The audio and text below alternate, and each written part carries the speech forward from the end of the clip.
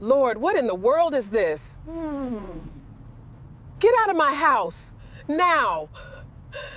Stop. What are you doing? Just finishing up here, ma'am. But I didn't tell you to leave. You didn't? No, no. While I was at church? Mom, you don't understand. We had to. Mama, I didn't want you to find this. It's from Daddy, isn't it? He didn't want us to know. Ever. When I came home from church that Sunday, a moving truck was parked in my driveway. Two strangers were carrying my favorite reading chair through the front door, while cardboard boxes covered my porch. One of them had 3 words written across it in black marker: Odessa Senior Living.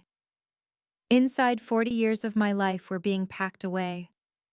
My son Marcus looked at me and said, "Mom, we thought it would be easier if we did it while you were at church." Then Vanessa stepped out of my bedroom, pale as a sheet. She was holding a tiny brass key. "What's in the locked drawer?" she asked. That was when I realized they hadn't just packed my belongings. They had searched them. Before I tell you what they found, tell me, what would you have done in my place? Like this video, subscribe, and share your thoughts in the comments. And tell me where you're watching from and what time it is there. I always love seeing how far these stories travel. 3 months before I came home from church and found my life packed into cardboard boxes, I believed my house was the safest place in the world. I had lived there for 34 years. Walter and I bought it when Marcus was 10 and Denise was 6, back when we were still counting every dollar before payday. It wasn't grand. A 2-story brick house in a quiet Richmond neighborhood with 3 bedrooms, a narrow dining room, and a backyard. Walter insisted was big enough for children, tomatoes, and a grill. Somehow he had been right about all 3. By the time Walter died 6 years before that terrible Sunday, the mortgage had long been paid off. The maple tree we'd planted was taller than the roof. The pencil marks measuring Marcus and Denise's childhood heights were still inside the pantry doorway. I never painted over them. After Walter's funeral, people kept asking whether I planned to move.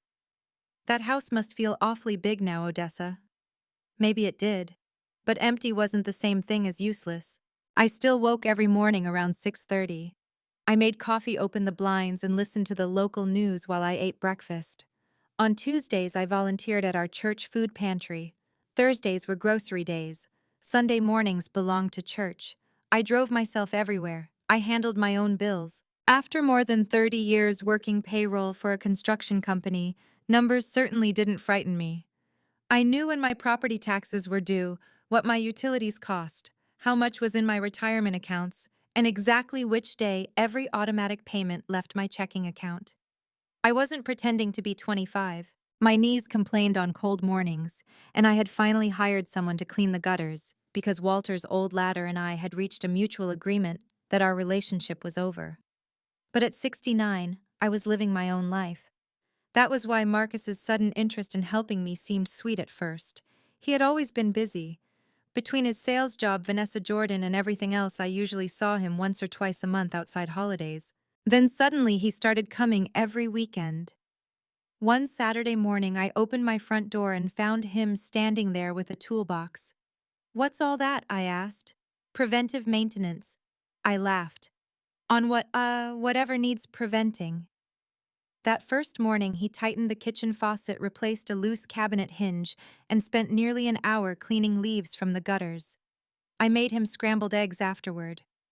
Sitting at my kitchen table, Marcus looked around and smiled. "This place hasn't changed." "That's because I like it." He nodded. Then his eyes traveled toward the ceiling. "Doesn't it get to be a lot, though?" "What does the house?" I shrugged. "Some days." "You ever think about something smaller?" I smiled. "You volunteering to help me move?" He laughed immediately. No, I'm just asking." I didn't think much of it. Not then. A week later, he brought it up again. This time we were in the backyard. He had offered to trim some branches near the fence. "There's a community over near Short Pump," he said casually. "Independent living. Really nice." I stopped pulling weeds. "Why do you know about an independent living community?" "Vanessa's coworker's mother moved there." "Good for Vanessa's coworker's mother." He smiled, but I could tell he hadn't received the response he wanted. "I'm serious, Mom. Places like that have activities, meals, maintenance. You wouldn't have to worry about anything. I don't worry about anything now. You know what I mean.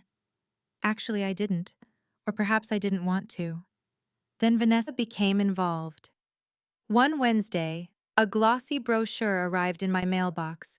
The cover showed a silver-haired couple laughing over wine beneath the words, "Live your next chapter." Inside were photographs of landscaped gardens, a fitness center, restaurant-style dining, and apartments with granite countertops.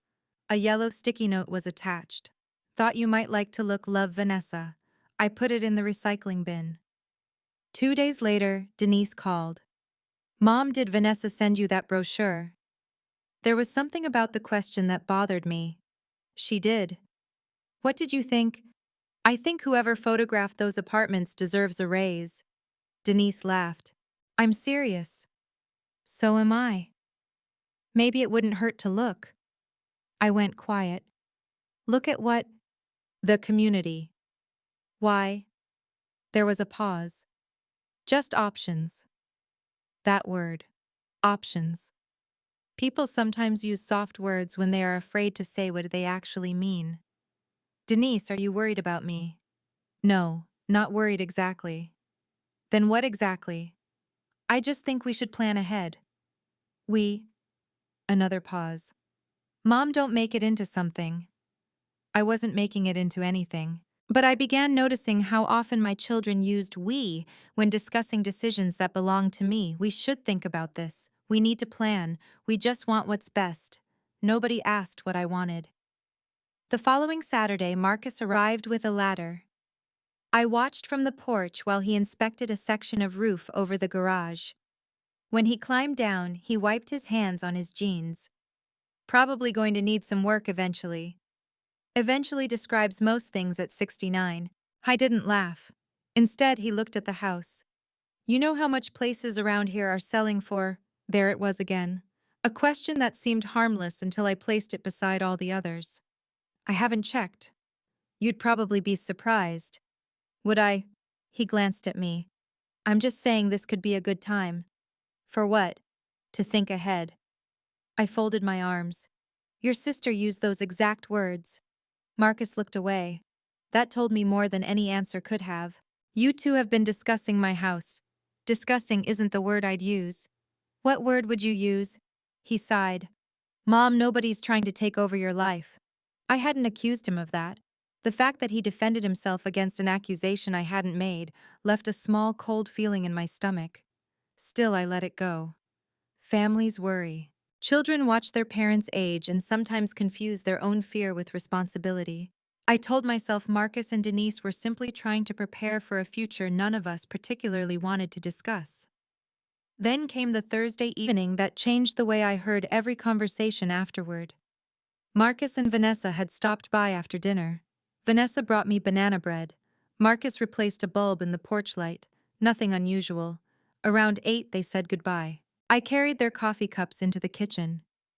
Through the window above my sink, I could see them standing beside Marcus's SUV. They weren't leaving. They were arguing. I couldn't hear Vanessa clearly through the glass, so I opened the kitchen window slightly. Can't keep waiting, she said. Marcus lowered his voice. I caught only fragments. Not that simple. Then Vanessa said something I couldn't hear. Marcus looked toward my house. And then I heard him clearly. She can't stay here forever. I froze. My hands were still wet from the dishwater. Vanessa said something else. Marcus answered, I'll handle it. They got into the SUV and drove away. I stood at that window long after their taillights disappeared. I wanted to find an innocent explanation. Maybe they were worried about me falling. Maybe they were discussing repairs. Maybe they believed they were protecting me. But there was something about the words "I'll handle it" that bothered me. I wasn't a leaking roof. I wasn't an overdue bill. I wasn't a problem my son needed to handle. I was his mother. And more importantly, I was still myself. That night before going upstairs, I walked slowly through my home. I touched the back of Walter's chair. I looked at the family photographs lining the hallway. I stopped beside the pantry doorway and ran my finger across one of those old pencil marks. Marcus, age 12. For the first time in 34 years, I stood inside my own home and wondered whether someone else had already started making plans for it. And if they had, I needed to know why. The next morning, I told myself not to become suspicious of my own children.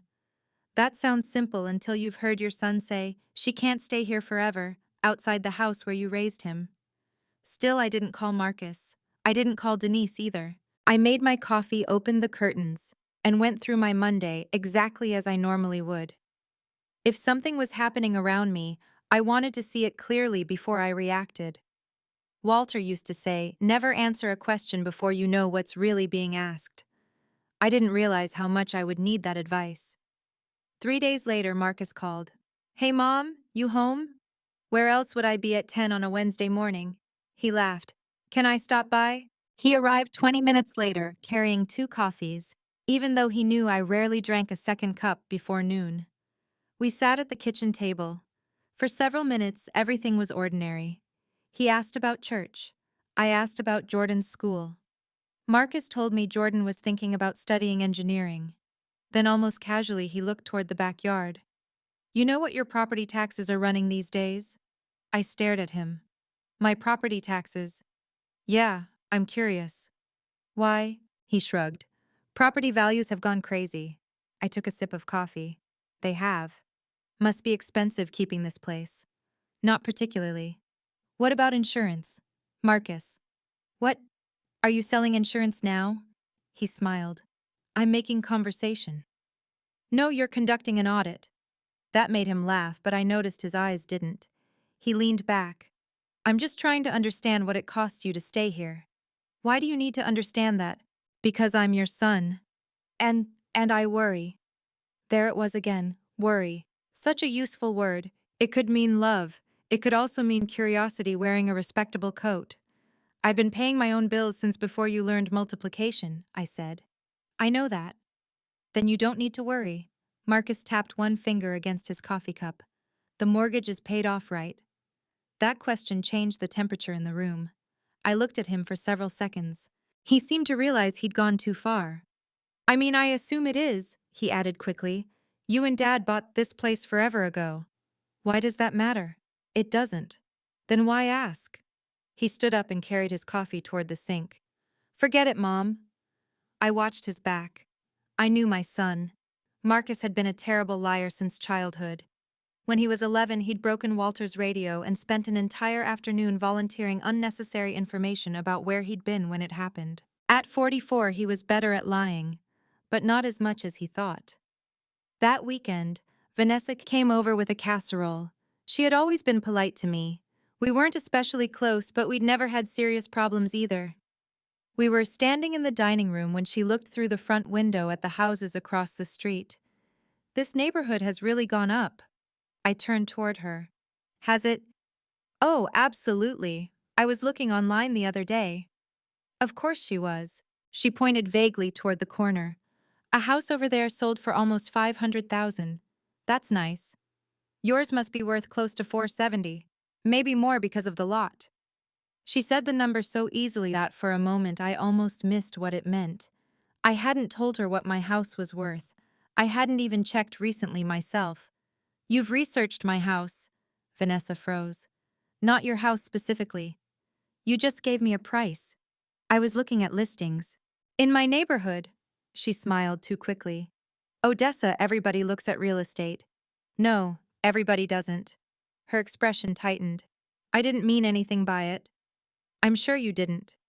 We changed the subject. But that evening I sat at my computer and searched my own address. Within minutes I found estimates frighteningly close to Vanessa's number. So they had been looking. The question was why. Denise called the following Tuesday. She tried to make it sound casual. "Mom, did you ever think more about downsizing?" I closed the book I'd been reading. "No." "You didn't think about it or you don't want to?" "Both." "Okay." Silence. Then she said, "Selling now could give you a really comfortable retirement." "I already have a comfortable retirement." "I know. I'm just saying you'd have all that equity available." Equity. Another financial word. Another coincidence. "Denise, why are you and your brother so interested in my money?" I'm not interested in your money. Then stop talking about it, she sighed. We're trying to help you plan. Plan what? The future. My future. Yes. Then shouldn't I be involved? Mom, that's not fair. What isn't fair is having conversations about my house and then pretending they haven't happened. She became quiet. I waited. Finally, she said, Marcus is just worried. About me. Another pause. About everything. That answer stayed with me. About everything. Over the next couple of weeks, I began noticing things I might previously have ignored. Marcus arrived one afternoon wearing his usual pressed shirt and expensive watch, but he looked exhausted. His phone rang twice during lunch. The second time, he looked at the screen and immediately stood. I need to take this. He walked onto the back porch. I wasn't trying to listen, but his voice carried through the screen door. I said I'm working on it. A pause. No, that's not what we agreed. Another pause. I need more time. When he came back inside, his jaw was tight. Problem at work, I asked. Client. What kind of client? The difficult kind. He smiled. I didn't. A few days later, I saw his SUV at a gas station near my neighborhood. Marcus was standing beside it talking on the phone. Even through the windshield of my car, I could see him rubbing his forehead. He looked scared. Not irritated. Not stressed. Scared. That frightened me more than anything else. The person who finally told me something useful wasn't Marcus. It was Jordan. My grandson came over on a Friday after school. He was 17, tall enough that I still hadn't adjusted to looking up at him, and permanently hungry in the way teenage boys seem to be. I made grilled cheese sandwiches and tomato soup. We sat at the kitchen table while he told me about a physics test. Then he noticed the senior living brochure I'd rescued from the recycling bin and left near the mail. Oh, he said. Is that the place? What place? He pointed. The place you're moving to. My hand stopped halfway toward my coffee. Who said I'm moving? Jordan's face changed instantly. Dad. When? I don't know. He's talked about it. With you. Not really. I kept my voice gentle. Jordan, I'm not upset with you. He looked down. Your father thinks I'm moving. He shrugged. He said once you sell the house, everything will calm down. For a moment, the only sound in the kitchen was the refrigerator humming. What exactly needs calming down? Jordan looked at me. Fear flickered across his face. Not fear of me. Fear that he had said too much. I don't know. Jordan. I really don't, Grandma. I believed him. He pushed his soup away. Please don't tell Dad I said anything. I reached across the table and touched his hand. I won't put you in the middle. His shoulders relaxed slightly. I changed the subject. But after he left, I remained at the kitchen table. Once you sell the house, everything will calm down. Not if. Once. I took a small notebook from the drawer beside the refrigerator. For 30 years in payroll, I'd learned that memory was useful, but records were better. I wrote down the date. Then I wrote Jordan's exact words. Underneath, I listed the questions I'd been asked. Property taxes, insurance, mortgage, home value, equity, senior living. I looked at those words for a long time. Individually, each one could be explained. Together, they told a different story. My family wasn't simply worried that I was getting older. Something was wrong. And somehow they believed the solution was hidden inside the walls of the house Walter and I had spent 34 years paying for. That night I stood at my bedroom window looking down at the driveway. I remembered Marcus's phone call. I need more time. I remembered Denise's strange answer. He's worried about everything. And I remembered my grandson's words. Once you sell the house, everything will calm down. For the first time, I asked myself a question I hadn't wanted to consider. What if Marcus wasn't trying to protect me from losing my independence? What if he needed me to give it up? For the next week, I said nothing. That was harder than it sounds. Every instinct I had as a mother wanted to call Marcus and ask him what kind of trouble he was in. I wanted to tell him that whatever had happened, we could sit down and talk about it. But another part of me kept hearing Jordan's words. Once you sell the house, everything will calm down.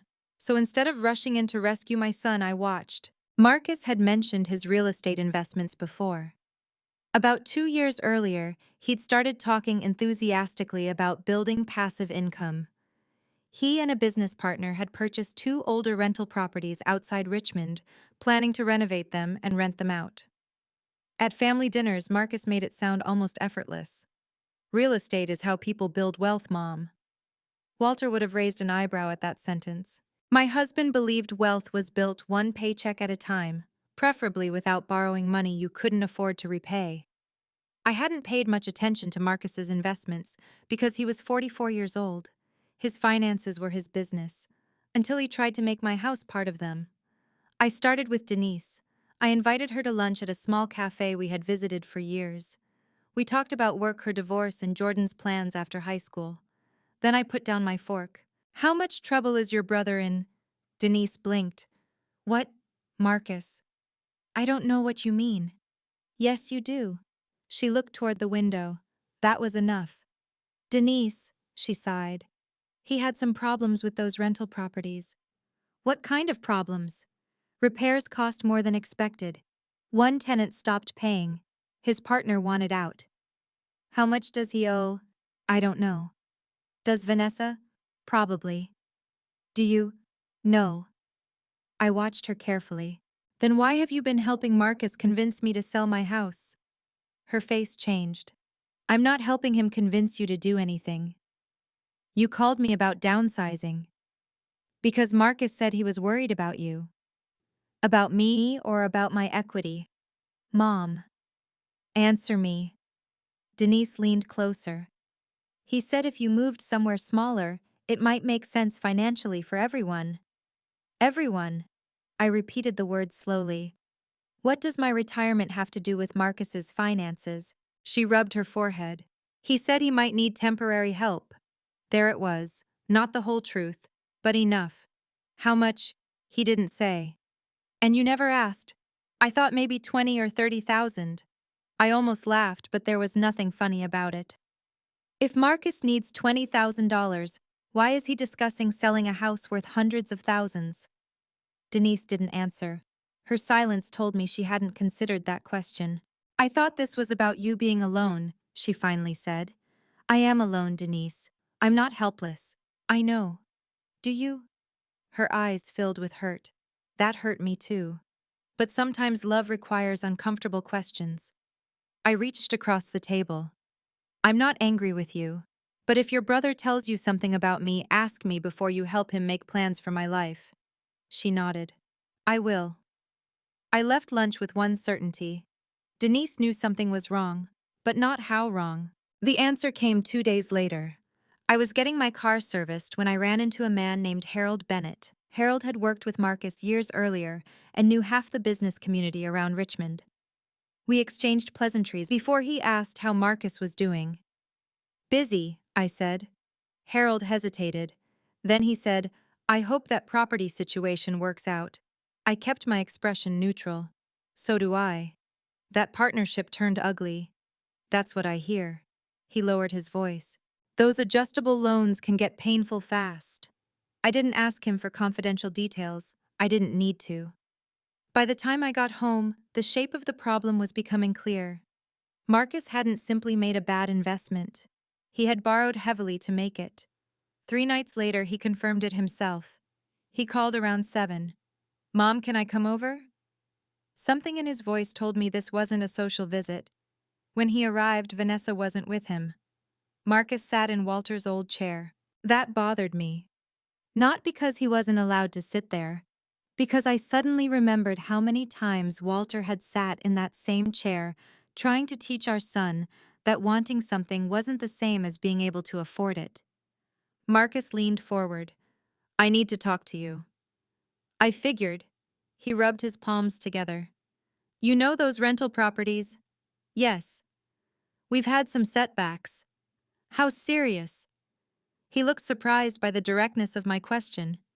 Pretty serious. Numbers, Marcus. He stared at me. What? Don't tell me you're having setbacks. Tell me what happened. His shoulders dropped. The renovation costs got out of control. Then interest rates hurt us. My partner stopped covering his share. And we refinanced. Against what? He didn't answer immediately. That was when I understood why I'd seen fear on his face. Marcus. Some personal assets. Your house. Partly. I closed my eyes for a second. Does Vanessa know? Yes. How close are you to losing it? We're not losing the house. You didn't answer me. He stood and began pacing. I'm trying to fix it. By selling mine? He stopped. That's not fair. Then explain it. He looked at me for several seconds. Finally, the truth came out. If you sold this place, you'd have almost no housing expenses at one of those communities. That's not true. You know what I mean? No. Tell me exactly what you mean. He took a breath. You'd have substantial cash left after moving. My money. Yes. And then, you could loan me enough to stabilize things. There it was. The plan. Not concern. Not loneliness. Not stairs. Not gutters. Money. How much? Marcus hesitated. Maybe 150,000. For a moment I couldn't speak. Denise thought he needed 20 or 30. My son wanted $150,000. Absolutely not. Mom, listen. No. You haven't heard the whole plan. I've heard enough. I can pay you back. With what? The properties will recover. And if they don't, they will. That's what you said before they put your own home at risk. His face hardened. This isn't some gambling debt. I didn't say it was. I'm trying to protect what I built. So am I. He stared at me. This house is paid off.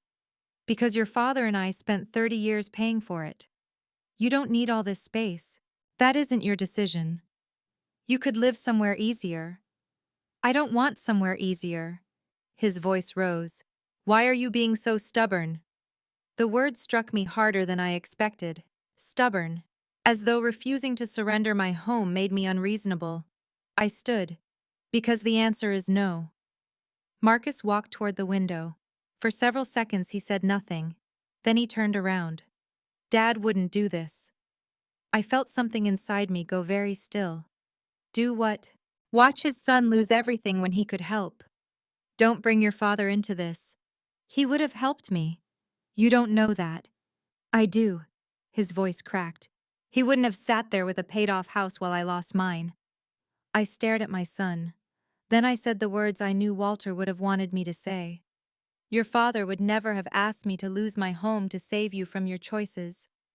Marcus flinched. You wouldn't lose anything. You are asking me to sell my house. You'd get another place. No, I would get the place you chose because selling this one solves your problem. That's not what this is. Then why did you tell Denise I was becoming too old to stay here? His face changed. That told me Denise hadn't told him about our lunch. I never said too old. You told everyone I needed to move before you ever told me you needed money. I was trying not to put pressure on you. I almost couldn't believe what I was hearing. You tried to persuade my family that I should sell my home so you wouldn't have to ask me directly for money, and you call that not putting pressure on me. Marcus grabbed his jacket. Forget it. I won't. He stopped at the door. Mom, if this falls apart, Vanessa and Jordan could lose their home. My heart tightened at Jordan's name. Marcus knew it would. But I didn't change my answer. I'm sorry you're in trouble. He stared at me. But no. His jaw tightened. Then he opened the door. Before leaving, he looked back. I hope you're happy with this house when your family is falling apart. The door slammed behind him. I stood alone in the hallway. For several minutes I couldn't move. A mother can know her child is wrong and still feel pain when she refuses him. That night I cried. Not because I regretted saying no, because I finally understood something I had been avoiding. Marcus didn't see my house as my home anymore. He saw it as money. Money trapped in brick walls. Money he believed could save him. And desperate people can become very dangerous when they convince themselves that what belongs to someone else should already belong to them. I didn't yet know how far Marcus was willing to go, but I was about to find out. Because after that night, my family stopped asking me to leave my house. They started making decisions as though I already had. For 4 days after Marcus slammed my front door, I heard nothing from him. No calls, no texts, no apology. I told myself the silence was probably good. Maybe he was finally accepting that my answer was no. Maybe he and Vanessa were sitting down with their creditors and dealing with their problems like adults. Then on Tuesday morning, my phone rang. It was Vanessa. "Good morning, Odessa," she said brightly. "Are you busy Thursday afternoon? Why? I scheduled something for us." My stomach tightened. "What did you schedule? A tour? A tour of what?" There was a tiny pause. Willow Creek. I knew the name immediately. It was the senior living community from the brochure. "You scheduled me a tour. Just to look." "I didn't ask to look." "I know, but sometimes seeing a place is different from reading about it." "Vanessa, cancel it." Her cheerful tone disappeared. "You don't even want to see it." "No. They have independent apartments. You wouldn't be giving up your freedom." "Then why does everyone keep trying to make this decision for me?" "We aren't. You made an appointment in my name without asking me." "It isn't an appointment exactly." "Cancel it." She exhaled sharply. "Fine." I thought that would be the end of it. It wasn't. 2 days later, Denise showed up carrying 6 flattened cardboard storage boxes. I stared at them. "What are those boxes?" "I can see that." She gave me an uncomfortable smile. "I thought we could start organizing some things." "Why?" "Mom, everybody needs to declutter eventually." "Everybody." "Don't start." I stepped aside and let her enter, but I didn't touch the boxes. Denise unfolded one on my dining table. "We could start with the upstairs closets." "No," she stopped. "Okay, the linen closet." "No." "Mom, I'm not packing anything." "This isn't packing." "Then why did you bring boxes?" Her mouth opened, then closed. I pointed toward the front door. "Take them home." She looked hurt. "I was trying to help." "Then help me by listening when I say no." Denise folded the box again. For a moment, neither of us spoke. Then she said quietly, "Marcus says you're making this harder than it has to be." I felt anger rise inside me. Marcus doesn't get to decide how hard my life is allowed to be. I didn't say that. No, he did. And now you're repeating it. Denise gathered the boxes. Before leaving, she turned to me. "I wish you wouldn't treat us like we're your enemies." That sentence stayed with me after she left. Because I didn't want enemies. I wanted my children. But the people who claimed they were protecting me had stopped asking what I wanted. The following Saturday, Marcus appeared again. He acted as if our argument had never happened. He brought groceries. He changed the furnace filter. Then, while standing in my kitchen, he said, "You should give me a spare key." I looked at him. "For what emergencies?" "You've never needed one before. You live alone." "I've lived alone for 6 years." "Exactly." I almost laughed. "What emergency are you expecting? Mom, stop turning everything into an argument." "I'm asking a question. What if you fall?" "I have my phone." "What if you can't reach it?" "What if you're in North Carolina on a sales trip?" He frowned. "That's not the point." "It is exactly the point." I put away the groceries.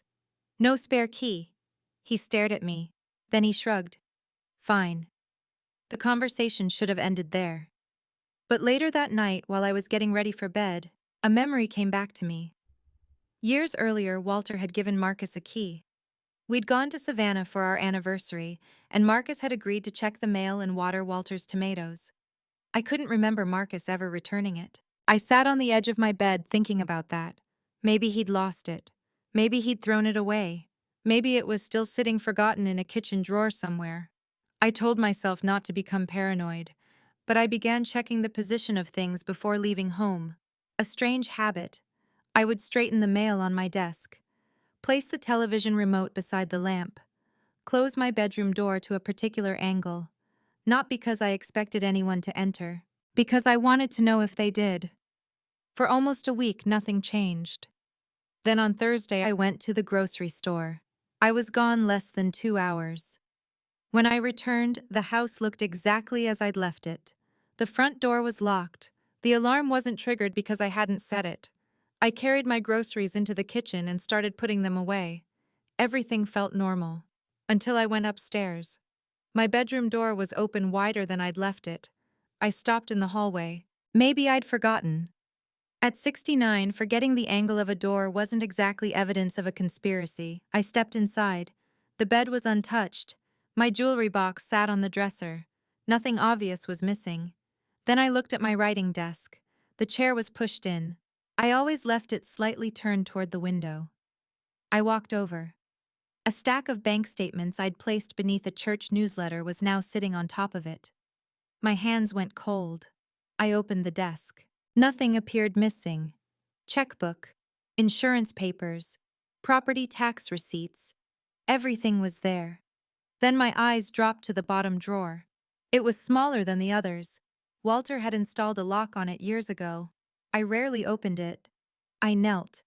Around the brass keyhole were 3 thin scratches. Fresh scratches. Someone had tried to open it. I touched one with my fingertip. The wood dust was still pale. For several seconds I stayed there on my knees. My first emotion wasn't anger. It was disbelief. Someone had entered my bedroom. Someone had gone through my papers. Someone had tried to open a locked drawer. And I could think of only one person who might still have a key to my house. Marcus. I stood and walked downstairs. My hand was already reaching for my phone. I wanted to call him. I wanted to demand an explanation. But Walter's voice seemed to come back to me. Never answer a question before you know what's really being asked. So I put the phone down. If Marcus had been inside my house, I wanted to know what he was looking for before I told him I knew. That evening he called me.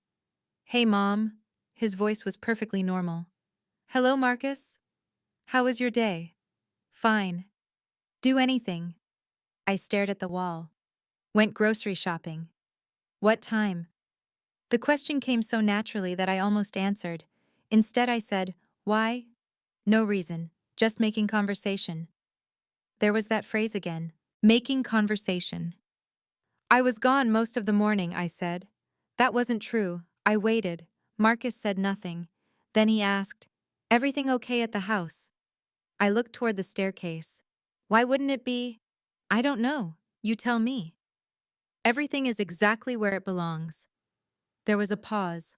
Only a second. But I heard it. "Good," he said. After we hung up, I went back upstairs. I knelt beside the locked drawer again. For years, it had been nothing more than part of Walter's old desk. Now, suddenly, my son seemed interested in what might be inside. And that made me realize something uncomfortable. I hadn't opened that drawer in a very long time. I went to my jewelry box and searched beneath a row of old necklaces. The key wasn't there. Then I remembered where Walter had told me to keep it. Inside a small sewing tin at the back of my closet. I found the tin. The key was still inside. I held it in my palm. I could have opened the drawer immediately. But I didn't. Not yet. Instead, I sat on the edge of my bed and looked around the room Walter and I had shared for nearly 3 decades. A room my own family might have entered without permission. They had started with suggestions. Then came questions. Then appointments. Then boxes. Now someone had tried a lock. I finally understood the pattern. They weren't waiting for me to agree anymore. They were moving forward as if my agreement was merely a formality. And whatever Marcus believed was inside that locked drawer, he wanted it badly enough to search his mother's bedroom for it. I closed my fingers around the little brass key. For the first time, I wondered whether I had been asking the wrong question. Maybe the important question wasn't what Marcus wanted from me. Maybe it was what Walter had left behind that Marcus was so afraid or so desperate to find. I didn't sleep much that night. The little brass key sat on my nightstand, catching the glow from the street lamp outside my window. Every time I opened my eyes, I saw it. Walter had been gone 6 years, but there were still moments when I could hear him as clearly as if he were downstairs making coffee, especially when it came to Marcus. My husband loved our son fiercely. That was exactly why he worried about him. Marcus had always been charming, ambitious, and impatient. As a boy, if he wanted something, He wanted it immediately. A bicycle, new sneakers, a car. Walter used to tell him, "There's nothing wrong with wanting more. Just don't start believing wanting it means you're owed it." Marcus would roll his eyes. I would usually defend him. "He's young Walter." Walter would smile at me. So were we. We still had to pay our bills. I hadn't thought about those conversations in years. But now, sitting in the dark with that key beside me, I remembered one conversation in particular. It happened about 8 months before Walter died. His cancer had already spread.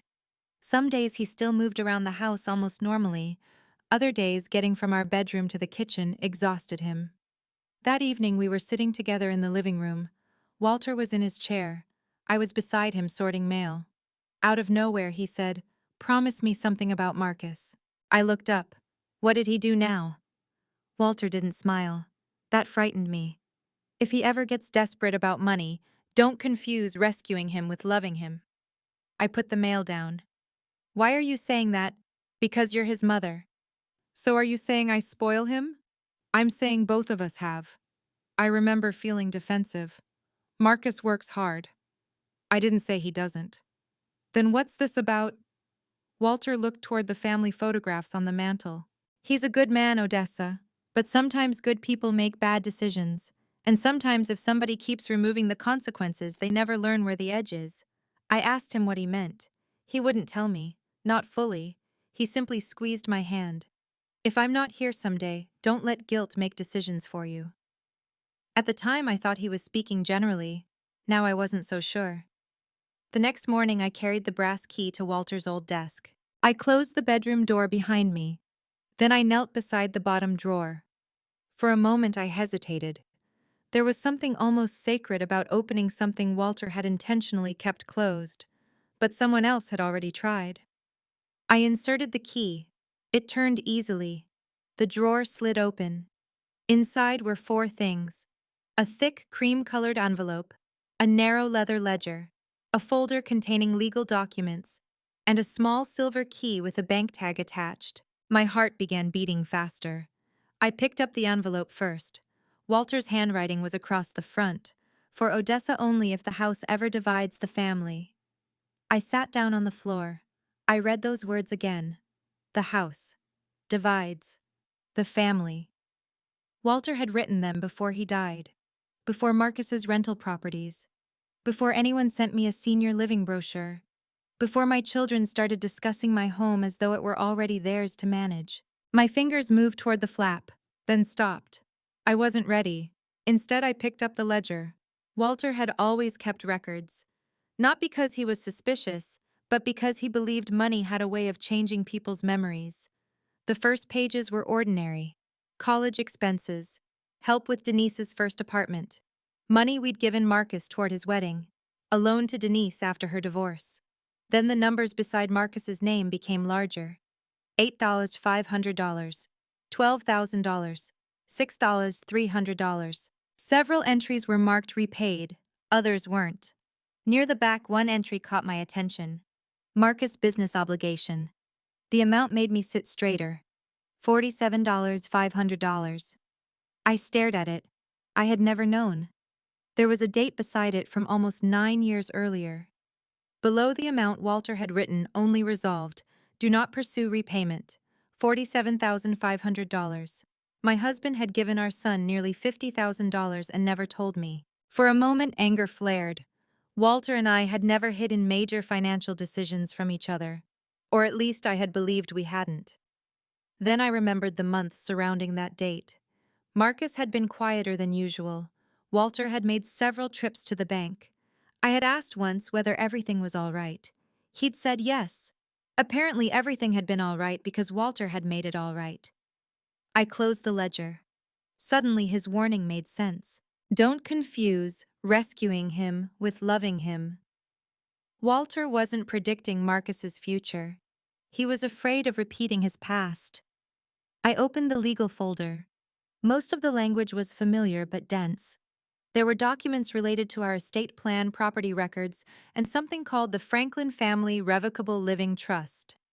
I remembered signing trust documents years earlier with our attorney Richard Coleman. Walter had handled most of the details. At the time, I hadn't thought much about it. We weren't wealthy. We had a house retirement account savings insurance. Walter wanted everything organized. I flipped through the pages. My name appeared repeatedly. So did Walter's. Marcus and Denise appeared farther back. I could understand enough to know these documents mattered, but not enough to know exactly how. Then I picked up the silver key. The tag had the name of our bank and a box number. A safe deposit box. I had forgotten we still had one. Years earlier, Walter had rented it for original documents. After he became sick, Richard helped us reorganize everything, and I assumed most important paperwork had been moved home. Apparently not. I sat there, surrounded by pieces of a conversation Walter had prepared for me years before I knew I would need it. The envelope remained unopened. I placed my hand over it.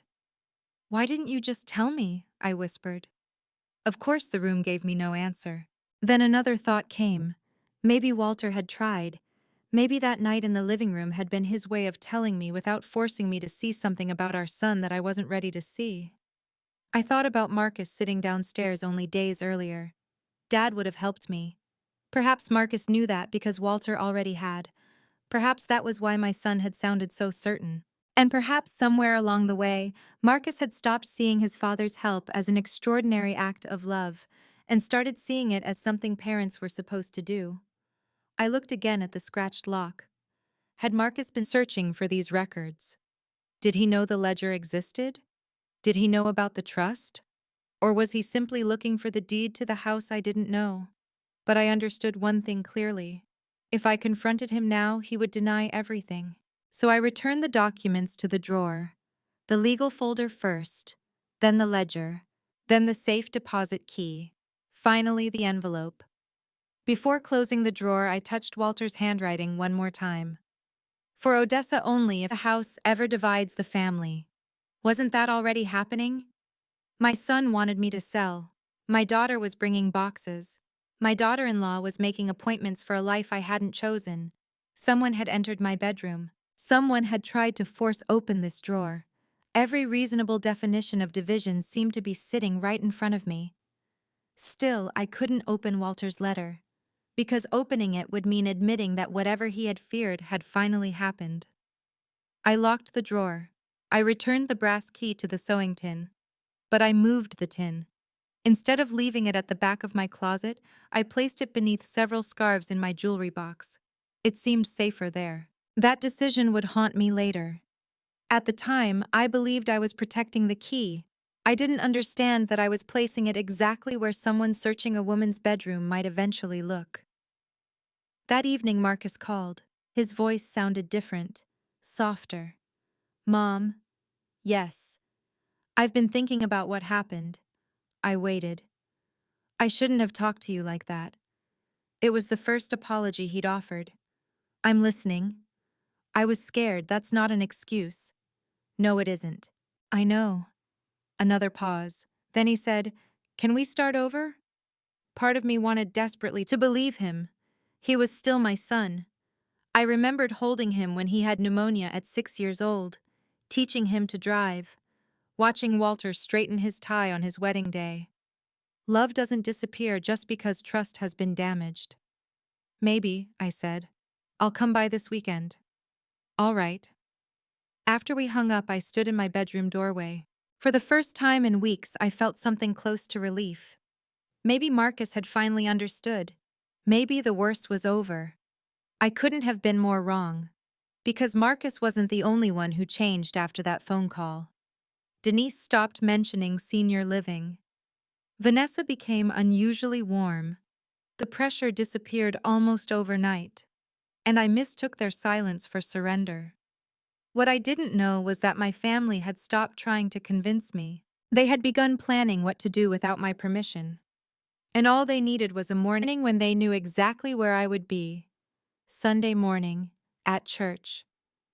For the next 2 weeks, my family behaved so normally that I began to question whether I had been too suspicious. Marcus came by the Saturday after his apology. This time he brought no brochures, no questions about property taxes, and no suggestions about what I should do with my house. He brought peach cobbler, Walter used to joke that an apology accompanied by dessert was still an apology, so I let Marcus inside. We sat at the kitchen table. I meant what I said on the phone, he told me. I handled everything wrong. Yes, you did, he nodded. I was scared. I understand being scared. I know you don't want to sell. I don't. So I'm dropping it. I studied his face. Completely. Completely. And the money. I'll figure something out. Those were exactly the words I had wanted to hear. Still, I wasn't ready to trust them. What about Denise? I told her to back off too. And Vanessa? A flicker crossed his face. She's stressed, but she understands. I reached across the table and touched his hand. I don't want you to lose your home, Marcus. I know. But I can't sacrifice mine to prevent it. I know that now. For the first time in weeks, I saw something in his expression that looked like my son again. I wanted that version of him back so badly that I ignored the small voice telling me trust wasn't repaired in one afternoon. Denise called 2 days later. I owe you an apology, she said. For which part? She laughed softly. Fair enough. Then her voice became serious. I should have talked to you instead of Marcus. Yes. I really thought we were helping. I believe you. Can we stop fighting? I never wanted to fight. Neither of us mentioned the cardboard boxes she'd brought. Vanessa changed too. She called to tell me she'd canceled the Willow Creek tour. No more surprise appointments, she said. I appreciate that. I'm sorry, Odessa. It wasn't the warmest apology I'd ever received, but I accepted it. By the end of that week, the pressure had disappeared, completely. That should have made me feel safe. Instead, the sudden silence felt almost unnatural. For weeks, they had pushed and pushed. Then overnight, nothing. But peace can be seductive, especially when it comes from people you love. I wanted to believe we'd survived the worst of it. So I returned to my routines. Tuesday at the church food pantry. Thursday groceries. Friday afternoon phone call with an old friend. Sunday church. My family knew those routines almost as well as I did, especially Sunday. I attended the 900 service every week. I left home around 8:20. I usually stayed afterward for coffee with several women from my Bible study group. I rarely returned before 11:30. That gave anyone who knew me a window of almost 3 hours. The Sunday everything changed began beautifully. The sky was clear and the first hint of autumn had cooled the morning air. I wore a navy dress Walter had always liked and a pearl brooch Denise had given me for Mother's Day years earlier. Before leaving, I stood in my bedroom looking for a pair of earrings. My hand brushed against the jewelry box. For 1 second, I thought about the little brass key hidden beneath the scarves inside. I almost moved it. I don't know why. Perhaps some instinct was warning me. But I looked at the clock. 8:16. If I didn't leave, I'd be late. I closed the jewelry box and went downstairs. At 8:23, I backed out of my driveway. What I didn't know was that Marcus was waiting. Not outside my house, a few streets away. He knew exactly how long it took me to reach church. He waited until he was certain I wouldn't turn around. Then he drove back. Vanessa was with him. Denise arrived separately. Later, Denise would tell me she hadn't understood the full plan until she saw the moving truck. Marcus had told her they were going to help Mom get organized. But the truck had already been booked. So had 2 movers. And Marcus still had the old key Walter had given him years before. He had never lost it. He had never thrown it away. At 8:45 that Sunday morning, my son unlocked my front door. The house I'd spent weeks wondering whether someone had entered was no longer protected by uncertainty. They walked straight in. Marcus began downstairs. He told the movers which furniture was going into temporary storage. My reading chair, a side table, 2 lamps, boxes of books. He had even purchased packing supplies in advance. Vanessa went upstairs. Denise followed her. What exactly are we doing? Denise asked. Getting a head start, Vanessa said. On what? Your mother's move. Denise stopped. She hasn't agreed to move. Vanessa continued toward my bedroom. She will. How do you know? Because once this is done, she'll see how much easier it is. Denise later told me that was the moment she should have walked out. She didn't. Not yet. Downstairs.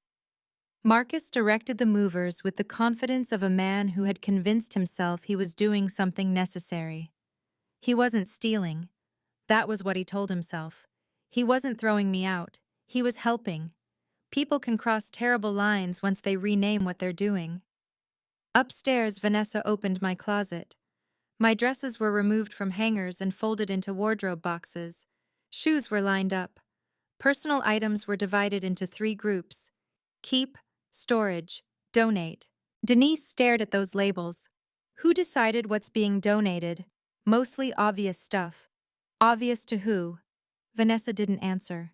On my dresser stood a framed photograph from my wedding day. Walter was 26, I was 24. We were standing outside my mother's church laughing because someone had thrown rice into Walter's collar. Vanessa picked up the photograph. Storage, she said. Denise took it from her. Mom will want this. Then put it with the things going to the apartment. What apartment? Willow Creek. Denise stared at her. She said no. Vanessa's patience snapped. And Marcus is about to lose his house. Silence. Denise's face changed. What? Vanessa realized she'd said too much. Talk to your brother. What does Marcus's house have to do with Mom moving? Vanessa walked away. That question followed Denise downstairs. She found Marcus near the front door. Are you losing your house? He glanced at the movers. Not now. You told me this was about Mom. It is. Vanessa just said, Denise. He lowered his voice. If we don't get Mom to make a decision, everything gets worse. For you. For everyone. No, for you. Marcus looked toward the stairs. Can we do this later? Denise should have left. Instead, she stayed. Partly because she was confused. Partly because she still believed there had to be an explanation that made what they were doing less wrong than it looked. That was when Vanessa called from upstairs. Marcus! Something in her voice brought both of them running. She was kneeling beside Walter's old desk. The bottom drawer was locked, the same drawer someone had already tried to open. What is this? She asked. Marcus looked at it. I don't know. Vanessa pulled the handle. Nothing. Mom keeps it locked.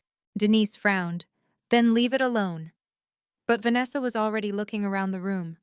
What are you doing? Denise asked. Finding the key. Vanessa, stop. If important house documents are in there, we need them. No, we don't. Marcus said nothing. That silence gave Vanessa permission. She opened the top desk drawers. Nothing. She checked a small wooden box. Nothing. Then her eyes moved toward my dresser. My jewelry box. She lifted the lid. Rings. Earrings. Walter's old watch. And beneath several folded scarves, her fingers touched something hard. A tiny brass key. Downstairs, the movers were carrying my reading chair through the front door. At church, I was singing the final hymn. Vanessa returned to the desk. Denise stood behind her. Don't do this. Vanessa inserted the key. Marcus watched. The lock clicked. For several seconds, nobody moved. Then Vanessa slowly pulled the drawer open. Inside lay a leather ledger. A folder of legal documents. A silver safe deposit key. And one cream-colored envelope in Walter's handwriting. Marcus leaned closer. He read the words on the envelope. For Odessa only, if the house ever divides the family. His face lost its color. Denise whispered, What does that mean? Marcus didn't answer. He reached toward the legal folder. And while my family stood inside my bedroom opening something, Walter had meant only for me, I was outside my church saying goodbye to friends. For reasons I couldn't explain, I decided not to stay for coffee that morning. I walked straight to my car, and nearly an hour earlier than anyone expected, I started driving home. While I was driving home from church, Marcus was sitting at my bedroom desk, with my legal documents spread out in front of him. I learned the details later from Denise. She told me that once Vanessa opened the locked drawer, the atmosphere in the room changed immediately. Until then, Marcus had apparently been acting like a man completing an unpleasant but necessary chore. The moment he saw Walter's envelope, that confidence disappeared. For Odessa only if the house ever divides the family. Denise read the words twice. Put it back, she said. Marcus didn't move. Marcus, I'm not opening Dad's letter. Then put everything back. Vanessa was holding the silver key. What is this for? Marcus looked at the tag. Safe deposit box. Denise shook her head. We shouldn't be touching any of this. Vanessa stared at her. We're already here. That doesn't make it right. No, what isn't right is watching our family lose everything when there might be a solution sitting in this room.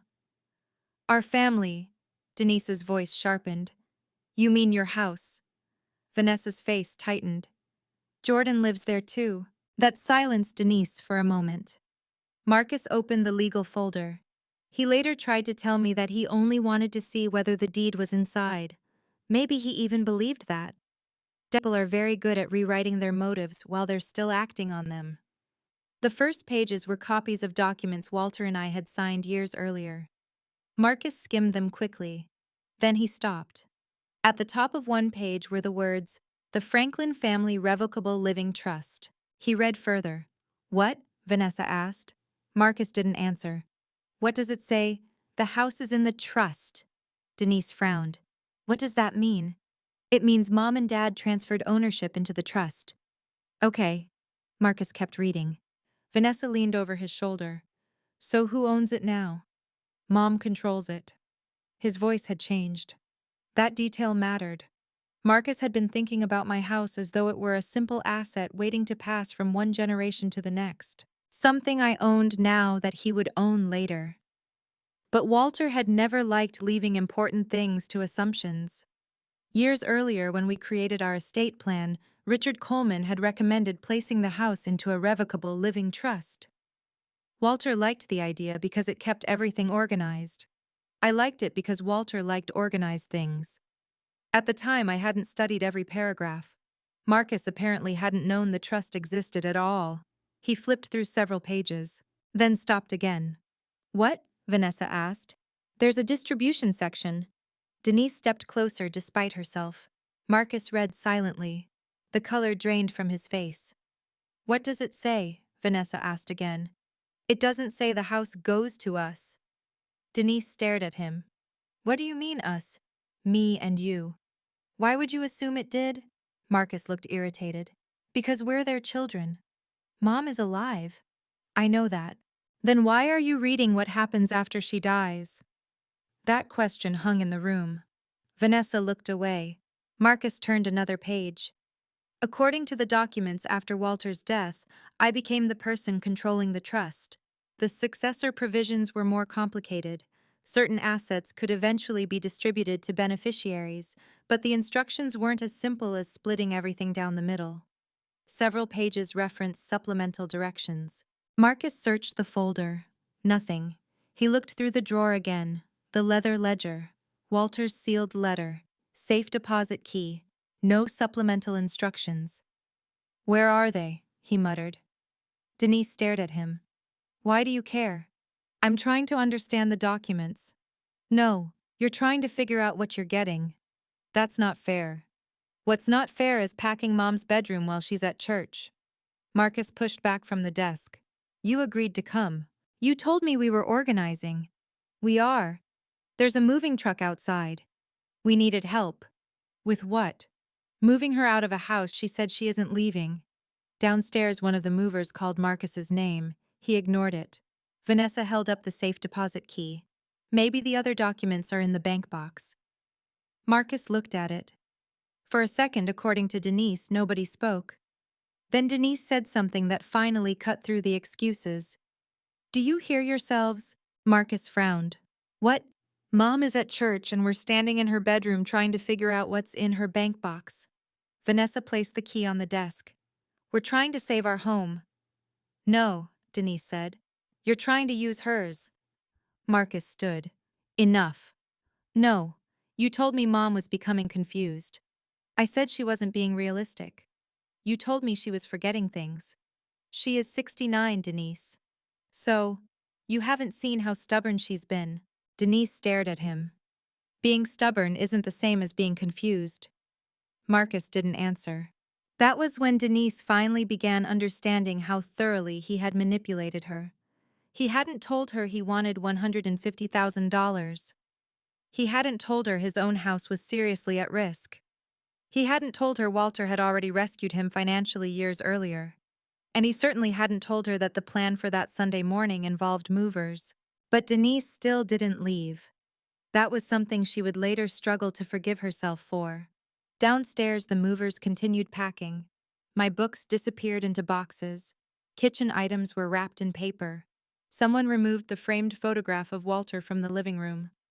A life can look surprisingly small once strangers start putting it into cardboard. Upstairs, Marcus returned to the trust. He found language stating that I retained broad authority over the trust during my lifetime. I could manage its assets, amend certain provisions, change distributions according to the governing documents. Nothing Marcus was reading gave him control. Nothing guaranteed him the house, and that frightened him, because his entire plan depended on an assumption. He believed that eventually the house would partly belong to him anyway. So in his mind, asking me to sell it now wasn't taking something from me. It was simply accessing his future inheritance early. The trust documents shattered that illusion. She can change this, he said. Vanessa looked at him. What, Mom can change distributions? To what? I don't know. He flipped another page. It keeps referencing supplemental instructions. Vanessa glanced toward the safe deposit key. Then that's where they are. Denise stepped between them and the desk. Stop. Marcus looked at her. I'm serious. Put everything back. Denise? No. Dad wrote that envelope to Mom. She pointed at Walter's handwriting. Not us, Mom. Marcus looked at the envelope. For the first time, he seemed ashamed. He placed the folder back inside the drawer, but not carefully enough. One page remained on the desk. Vanessa returned the ledger. Then she picked up the brass key. Before she could lock the drawer, a mover shouted from downstairs. Mr. Franklin! Marcus walked into the hallway. What? We've got a car pulling into the driveway. Silence. Marcus hurried to the upstairs window. From there, he could see the street. He saw my Buick. What is she doing here? Denise came to the window. She lives here. No, I mean she's early. Vanessa's face went pale. She's always gone until 11:30. It wasn't even 11. Downstairs, the front door stood wide open. Boxes covered the porch. My reading chair was halfway toward the moving truck. There was no way to hide what they were doing. Marcus rushed downstairs. Denise followed. Vanessa stayed behind for several seconds, staring at the open drawer. She shoved the remaining document inside. Then she tried to lock it. Her hands were shaking. The key slipped from her fingers. She picked it up. But before she could turn the lock, she heard my car door close outside. She froze. Then she ran into the hallway, still holding the little brass key. I knew none of this as I pulled into my street. I was thinking about lunch. I had decided to make tomato soup and use the leftover chicken in my refrigerator. And I saw the truck. A large white moving truck, parked in my driveway. I slowed down. For one foolish second, I wondered whether I'd accidentally turned onto the wrong street. Then I saw my house, my porch, my front door, and two men carrying my reading chair. I stopped the car in the middle of the street. One of the movers looked toward me. I pulled into the driveway as far as I could. Then I saw the boxes. Dozens of them. Some were stacked beside the front door. One was marked books. Another said kitchen. Then I saw one that made my stomach drop. Written across the side in thick black marker were 3 words. Odessa Senior Living. I got out of my car. Marcus appeared in the doorway. For once, my son had absolutely nothing to say. I walked toward him. What is this? Mom, listen. What is this? He stepped onto the porch. We thought it would be easier if we got some things done while you were at church. I stared at him. Behind Marcus, I could see pieces of my life packed into boxes. Then footsteps sounded on the staircase. Vanessa appeared. Her face was pale. Her right hand was closed around something. When she reached the bottom step, she opened her fingers. The little brass key rested in her palm. She looked at me. Then she asked the question that told me exactly how far my family had gone. What's in the locked drawer? I looked at the key, then at Marcus, then toward the staircase leading to my bedroom. And suddenly the moving truck wasn't the worst thing in my driveway, because they hadn't simply decided where I was going to live.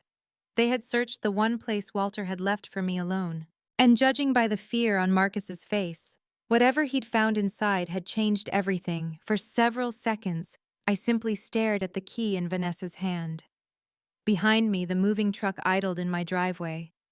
Around me, cardboard boxes filled the home Walter and I had spent 34 years building, but all I could see was that tiny brass key. "Where did you get that?" Vanessa glanced at Marcus. That told me enough. "Where did you get it?" I repeated. "In your jewelry box." The answer landed harder than I expected. "You searched my jewelry box." "We were looking for the key," she said. "That wasn't my question." Marcus stepped toward me. "Mom, everybody's emotional right now." I turned to him. "Everybody. Can we sit down?" "No. We need to talk." "You had weeks to talk." He lowered his voice. "I know how this looks." I almost laughed. "Marcus, there is a moving truck in my driveway." One of the movers stood awkwardly near the doorway holding a lamp. I looked at him. "Put that down, please." He immediately placed it beside a box. Then I noticed the labels: bedroom, kitchen, books, donation. I walked farther into the living room. The mantel looked wrong. Something was missing. Then I saw a cardboard box near the wall. Inside were several framed photographs. I knelt. On top was my wedding picture, Walter and me outside my mother's church. My husband was laughing. I was holding his arm. That photograph had sat on my mantel for more than 30 years. Now it was lying face up beside an old ceramic vase and two decorative pillows. A piece of masking tape crossed the box. Donation. My throat closed. I lifted the photograph carefully. "Who put this here?" Nobody answered. I looked at Vanessa. "Who decided my wedding picture was something to donate?" "It was a mistake." "Whose mistake?" "Odessa." "Don't." My voice wasn't loud. That seemed to frighten them more. I brushed a piece of packing paper from the frame. For weeks, I had thought the worst thing my family could do was force me to sell my house. I had been wrong. The worst thing was watching them decide which pieces of my life mattered, without me. Denise came down the stairs. Her face was red. "Mom." I looked at her. She couldn't meet my eyes. "You knew about this, not all of it. But you're here." She swallowed. "Yes." That one word hurt more than an excuse would have. I stood. Then I turned to the movers. "Gentlemen, I'm sorry you've been put in the middle of a family matter. This move is canceled."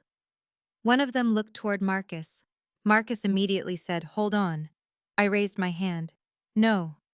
Mom, they've already been paid." "I don't care." "This is ridiculous." The mover looked between us. "Ma'am, are you the homeowner?" "Yes." "Then we'll stop." "Thank you." Marcus stepped forward. "You can't just—" I looked directly at him. "Finish that sentence." He stopped. "You were about to tell me what I can't do in my own house." His jaw tightened. "We're trying to help." "No, helping requires permission. We've been trying to get you to make a decision for weeks." I made one. "You refused to even consider alternatives." "That was my decision." Vanessa folded her arms. "We already paid a deposit at Willow Creek." I stared at her. "You did what?" "To hold an apartment." "For me?" "Yes." "With whose permission?" "We were afraid you'd lose the unit." I nodded slowly. "Then I hope you kept the receipt." Denise looked down. Marcus exhaled. "Mom, please, just look at this rationally." "Rationally." I pointed toward the boxes. "You entered my house while I was at church. With a key Dad gave me. To water tomatoes 30 years ago. We packed some things. You packed my life. Nothing's been taken. My chair is halfway to a truck. We were putting things in storage. And my wedding photograph." His eyes moved toward the frame in my hands. He had no answer. Then I remembered the key. I looked at Vanessa. "Give it to me." She hesitated. "The brass key." She placed it in my palm. I closed my fingers around it. Then I walked toward the staircase. "Mom," Marcus said. I kept walking. My legs felt strangely heavy. At the top of the stairs, I turned toward my bedroom. The door was open. Closet doors stood wide. Several dresses were gone. Shoes had been moved. Drawers were open. My bedroom no longer looked like a private place. It looked processed, categorized, reduced. Then I saw Walter's desk. The bottom drawer was open. I stopped. I had known they opened it. Still seeing it was different. I walked over. The ledger was inside. The legal folder had been pushed back carelessly. The safe deposit key remained there. Walter's envelope was untouched. For Odessa only if the house ever divides the family. I heard footsteps behind me.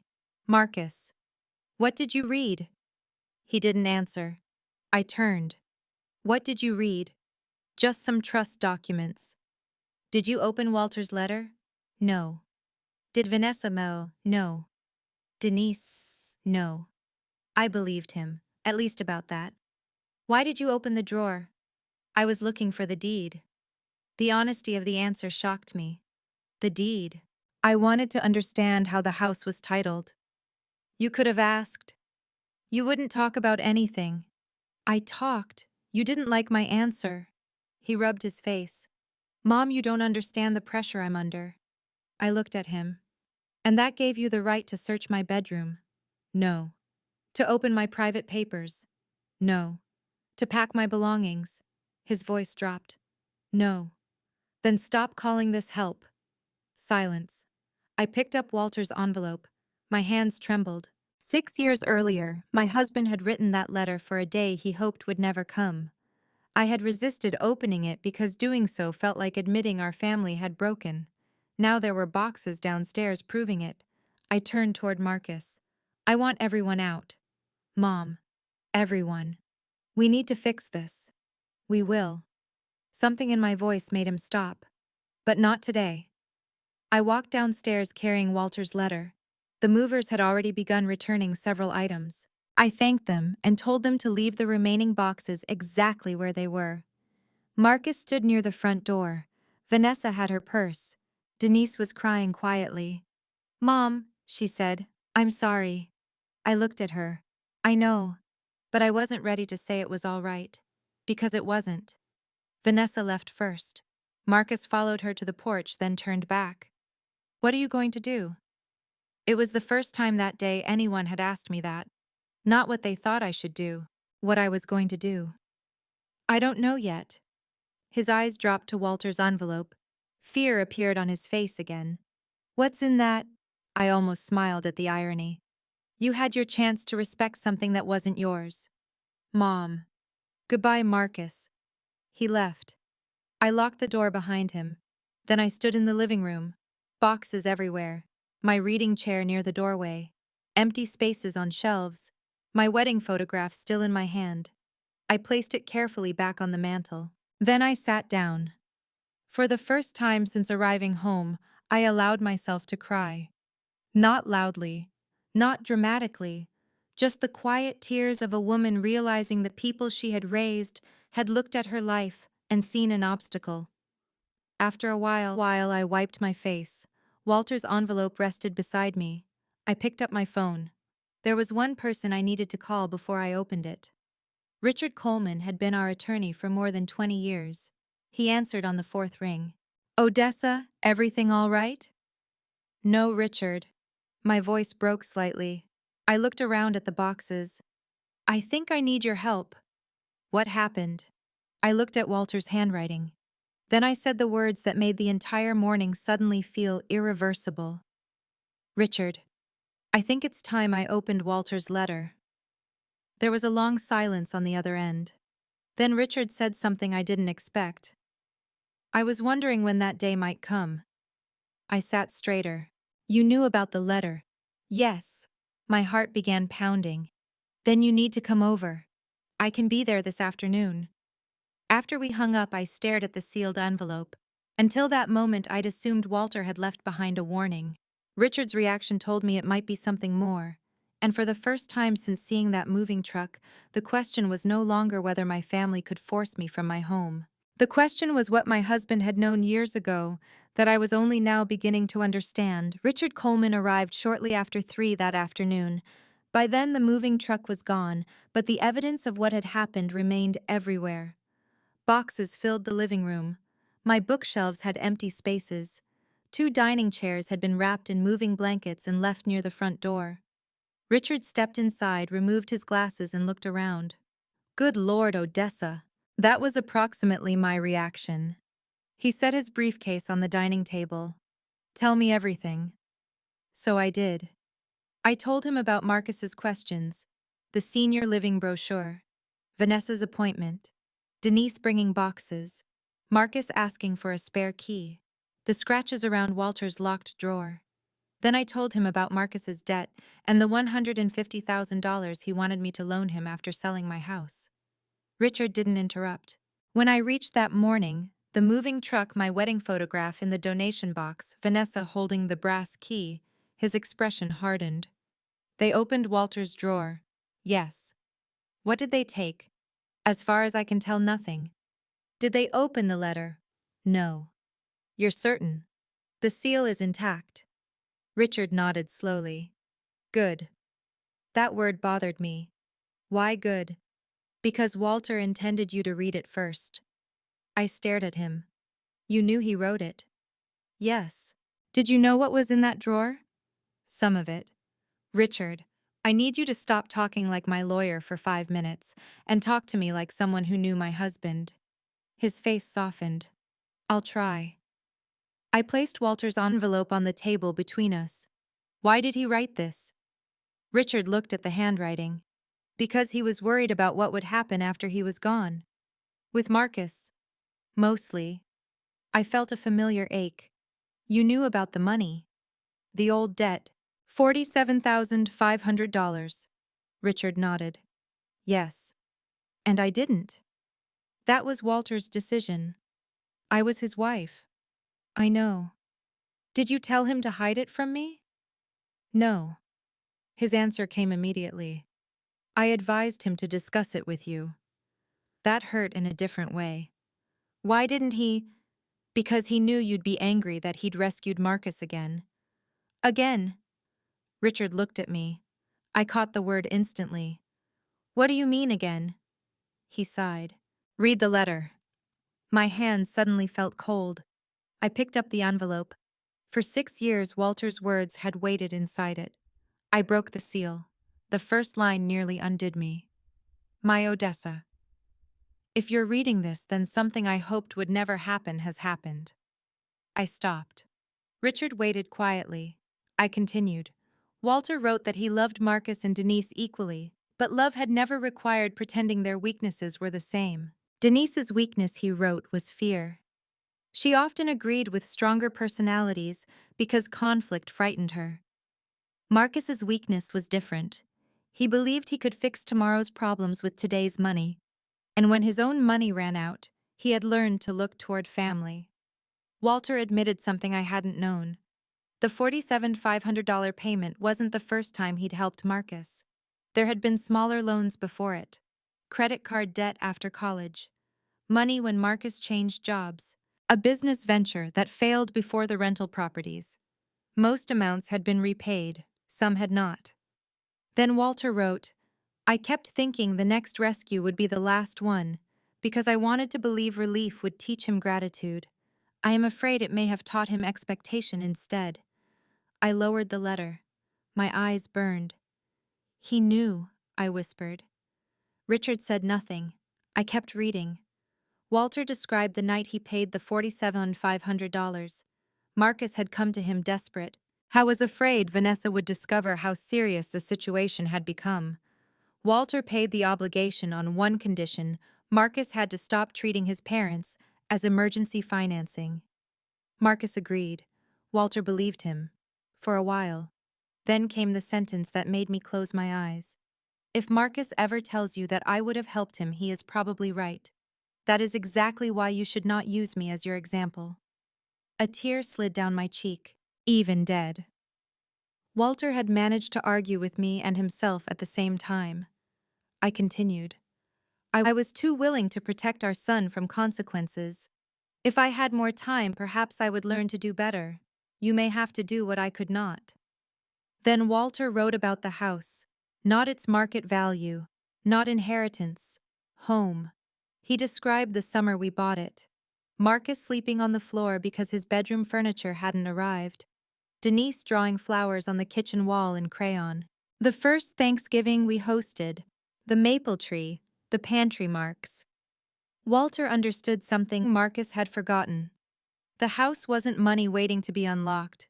It was my home. If this house ever becomes something the children believe they are entitled to while you are still living in it, protect yourself first. Their disappointment will heal. Losing your independence because you were afraid to disappoint them may not. I stopped reading. For several minutes I couldn't continue. Richard poured me a glass of water. "There's more," he said gently. "I know." The final portion referred to the legal documents.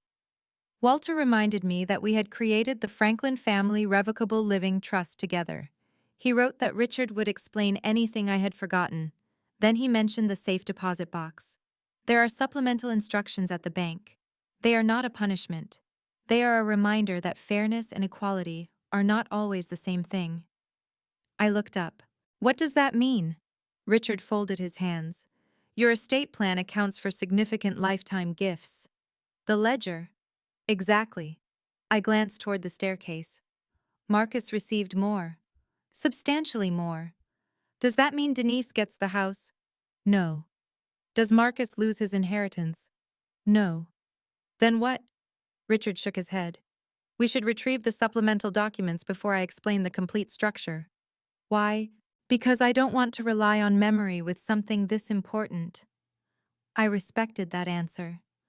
So the safe deposit key opens the box where Walter kept the signed supplemental instructions and duplicate estate records. I sat back. My mind returned to Marcus upstairs that morning reading the trust. "He found out I control it." Richard nodded. "You do." He seemed frightened by that. "He may have assumed something that was never guaranteed, that the house would belong to him someday." "Possibly." I looked at Walter's letter. He talked about my house as if selling it now was just moving money around. Richard leaned forward. "Odessa, I want you to understand something before we go any further." I looked at him. "Marcus's financial problems do not create legal authority over your property." "I know. I'm saying it because families can make people doubt things they know." That sentence settled deep inside me. Families can make people doubt things they know. For weeks, my children had treated my refusal as evidence that I wasn't thinking clearly. Maybe I was stubborn. Maybe I didn't understand. Maybe they knew what was best. But sitting there with Walter's letter in my hands, I finally saw the pattern. They weren't waiting for me to become incapable. They were behaving as though disagreement itself proved incapacity. Richard pointed toward the envelope. "There's one more page." I hadn't noticed it. I unfolded it. Walter's final paragraph was shorter. "Odessa, if this day comes, don't use these documents to hurt our children. Don't turn money into revenge. But don't let them use love to frighten you into surrender either. You spent your life taking care of everyone else. You are allowed to remain the owner of your own choices." I pressed the paper against my chest. For a moment I couldn't speak. Then I laughed through my tears. "That sounds like him." Richard smiled. "Very much." I looked around the room. The boxes were still there, but they looked different now. That morning they had made me feel erased. Now they looked like evidence of a decision someone had tried to make without me. And evidence could be answered. "When can we go to the bank?" "Tomorrow morning." "I want to see everything." "You should." I glanced toward the staircase. "And after that?" "After that you decide what you want. Not Marcus, not Vanessa, not Denise, me." For weeks everyone had been telling me what my next chapter should look like.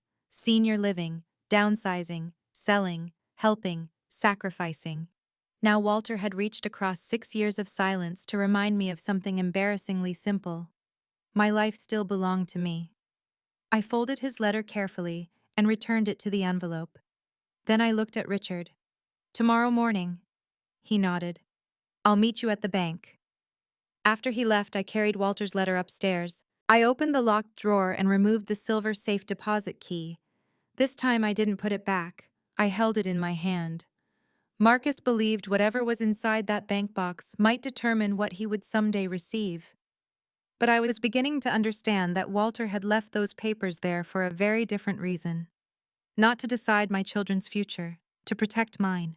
And the next morning, I was finally going to discover exactly how much power my family had assumed belonged to them, and how much had actually belonged to me all along.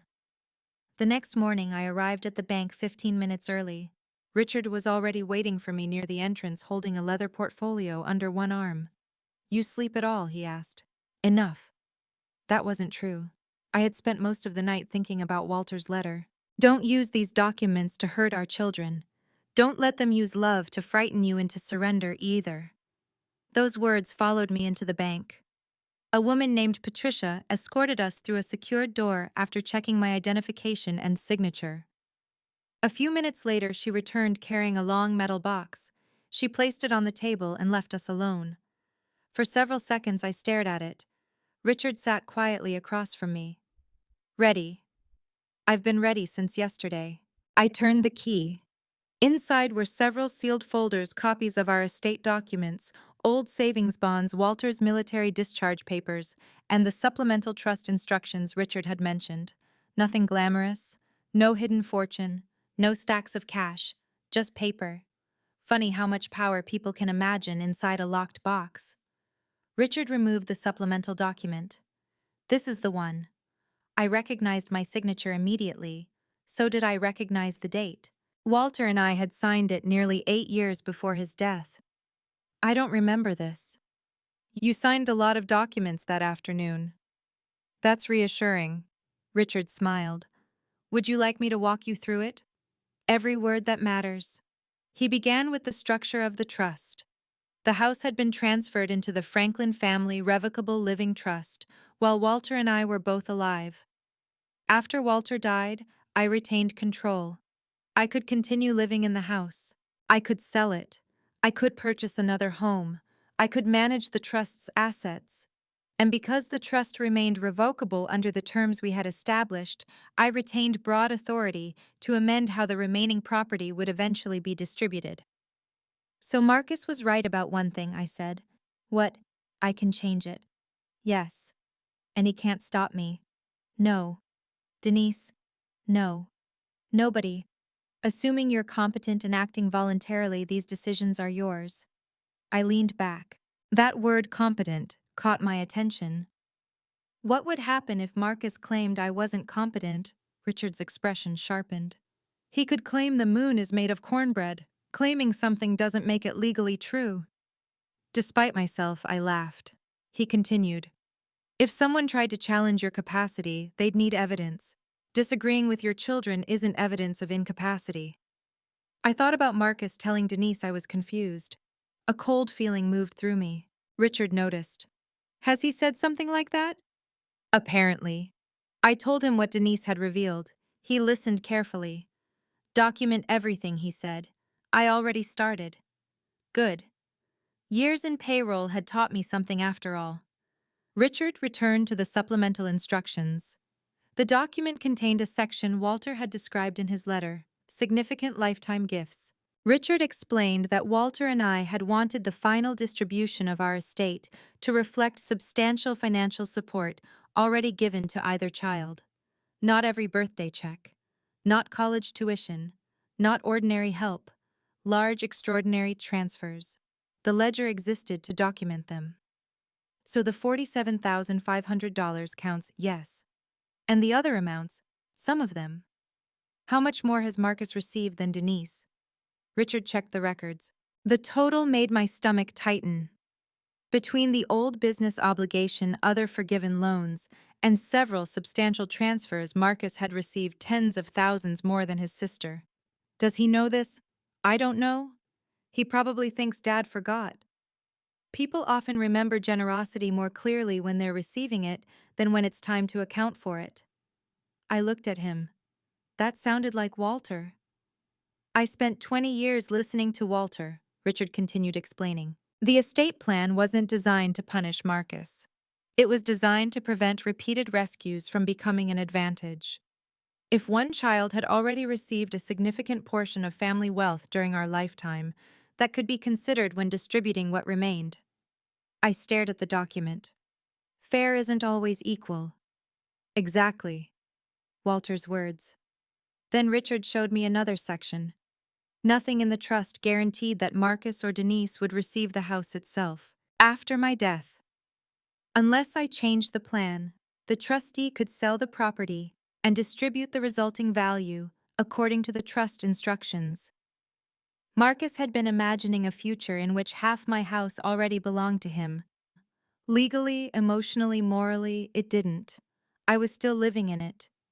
And even after I died, there was no promise that he would ever possess the front door key. What happens if I sell the house tomorrow? I asked. The proceeds remain yours or trust property, depending on how the transaction is structured. And if I spend every dollar traveling around the world, Richard smiled, I'd recommend budgeting. But I could. Odessa, this is your estate. Your children are potential beneficiaries. They are not current owners. Potential beneficiaries, not owners. 4 words Marcus desperately needed to hear. I looked back into the metal box. There was one smaller envelope beneath the documents. My name was written on it, not Walter's handwriting. Richard recognized it. That's a copy of a note Walter dictated when we finalized the supplemental instructions. Another letter. More like a statement. I opened it. Only a few lines were typed. At the bottom was Walter's signature. Odessa. If you're reading this because the children are fighting over what they think they'll receive, remember something we both knew when we had nothing. A future gift is not a present debt. Do not punish them. Do not reward pressure. Remain free. I read the last 2 words again. Remain free. That was the real inheritance Walter had left me. Not some secret fortune. Not a legal trap waiting to spring on Marcus. Permission. Permission to stop confusing motherhood with endless financial sacrifice. Permission to say no without apologizing. Permission to remain the owner of my own life. I wiped my eyes. Richard pretended to be very interested in another document until I finished. Then I asked the question that had been forming since yesterday. If I wanted to cut Marcus out completely, could I? Richard didn't answer immediately. There are ways to substantially change the distribution, yes. Would you recommend it? That's not a legal question. I know. He folded his hands. What do you want? I thought about Marcus at 6 years old asleep against my chest with a fever. Marcus graduating high school. Marcus dancing with me at his wedding. Then I thought about my reading chair being carried toward a moving truck. My wedding photograph in a donation box. My bedroom searched. My drawer opened. I want consequences, I said. That's different from revenge. Yes. The distinction became clearer as I said it. I didn't want Marcus destroyed. I wanted him to understand that my love was not an account he could withdraw from whenever his own choices became expensive. I won't pay his debt. Richard nodded. I won't sell my house. Another nod.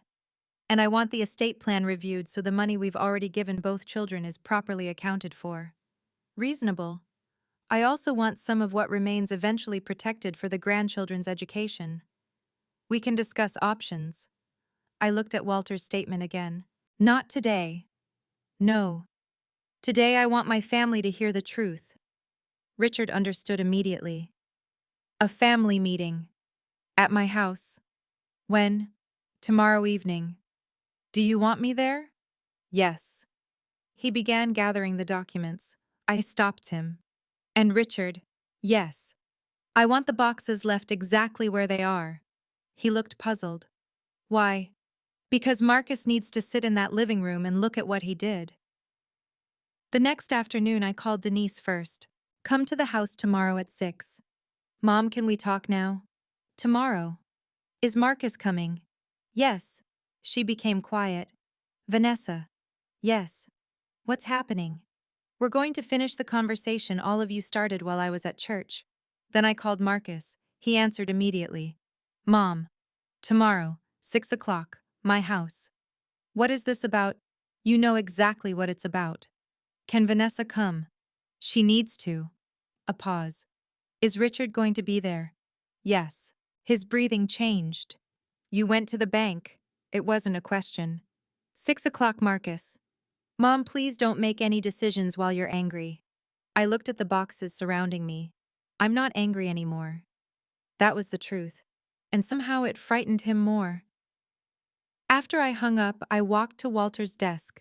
For the first time since opening the drawer, I understood why he had never created some automatic punishment for Marcus. Walter had left the decision with me. Because this wasn't really a story about inheritance. It was about boundaries. The next evening, my children would sit inside the house they had tried to pack away. They expected to learn what they might lose. Instead, they were going to learn something much more important, what had never belonged to them in the first place. At 5 minutes before 6 the next evening, Denise arrived. She stood on my porch holding her purse with both hands. For 34 years, my children had walked into that house without thinking twice. That evening, Denise rang the bell. I noticed. Maybe she had learned something before Marcus had. When I opened the door, she looked past me at the boxes still filling the living room. You haven't unpacked. No. Do you want help? Not yet. She nodded. I'm sorry, Mom. We'll talk when everyone gets here. Richard arrived next. At exactly 6, Marcus's SUV pulled into the driveway. Vanessa sat beside him. They remained in the vehicle for nearly a minute before getting out. Marcus knocked. I opened the door. His eyes immediately went to the boxes. My reading chair was back inside, but everything else remained almost exactly as they'd left it. The box marked donation sat beside the fireplace. My wedding photograph, however, was back on the mantel. Come in, I said. Nobody tried to hug me. We gathered in the living room. Richard sat near the fireplace with his portfolio. I took Walter's chair. Marcus and Vanessa sat together on the sofa. Denise chose a separate chair. That arrangement said more than anyone realized. Marcus cleared his throat. Mom, before we start. No. He stopped. You had your opportunity to explain while my belongings were being carried out the door. Tonight you're going to listen first. His face tightened, but he nodded. I looked at Richard. He opened his portfolio. I've reviewed the Franklin Family Revocable Living Trust and the supplemental instructions Walter and Odessa signed. Vanessa shifted. Marcus kept his eyes on Richard. Richard explained the trust in plain language.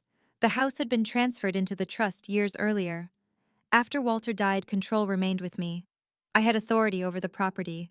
I could live there, sell it, keep it, manage the trust, and within the terms of the documents, change how remaining assets would eventually be distributed. Denise looked at me. Marcus looked at the floor. Then Richard said, Neither Marcus nor Denise currently owns any portion of this house. Vanessa spoke for the first time. We never said they did. I turned toward her. You booked movers for property you don't own. Her mouth closed. Richard continued. The fact that someone may eventually be a beneficiary does not give that person present ownership or control. Marcus rubbed his hands together. We understand. Do you? I asked. He looked at me. Yes. Then why were you looking for the deed? His face reddened. Vanessa stared at him. Denise did too. Marcus answered quietly. I wanted to understand how the house was titled. Why? Because I thought... He stopped. Say it. I thought the house would eventually be divided between me and Denise. Denise stared at him. Mom is sitting right there. I know that. Do you? Marcus turned toward her. Don't do this. Don't do what? Point out that you're talking about her house like she's already dead. That's not what I meant. I reached for Walter's ledger. The room became quiet. There's something else. Marcus saw the book. His expression changed. You recognize this? He shook his head. No, I opened it. Your father kept records. Marcus looked toward Richard. I read several entries. College assistance, wedding expenses, smaller loans. Then I reached the entry that mattered. $47,500. Marcus froze. Vanessa turned sharply toward him. What is she talking about? That surprised me. You didn't know. Vanessa stared at her husband. Know what? Marcus said nothing. I continued. 9 years ago, Walter paid a business obligation for Marcus, $47,500. Vanessa's face went pale. Marcus, it was a long time ago. You told me that situation was resolved. It was. By your father. Marcus looked down. Yes. Denise leaned forward. Dad gave you almost $50,000. It wasn't like that. What was it like? I was in trouble. Denise laughed once without humor. Apparently that sounds familiar. Marcus glared at her. Don't. No, you don't get to tell me don't. Her voice began shaking. You told me Mom was forgetting things. I looked at Marcus. Vanessa did too. Marcus immediately said, I never said she was losing her mind. That's not what I said. Denise's eyes filled with tears. You said she'd become confused about bills. You said she was forgetting conversations. You said she wasn't being realistic about living alone.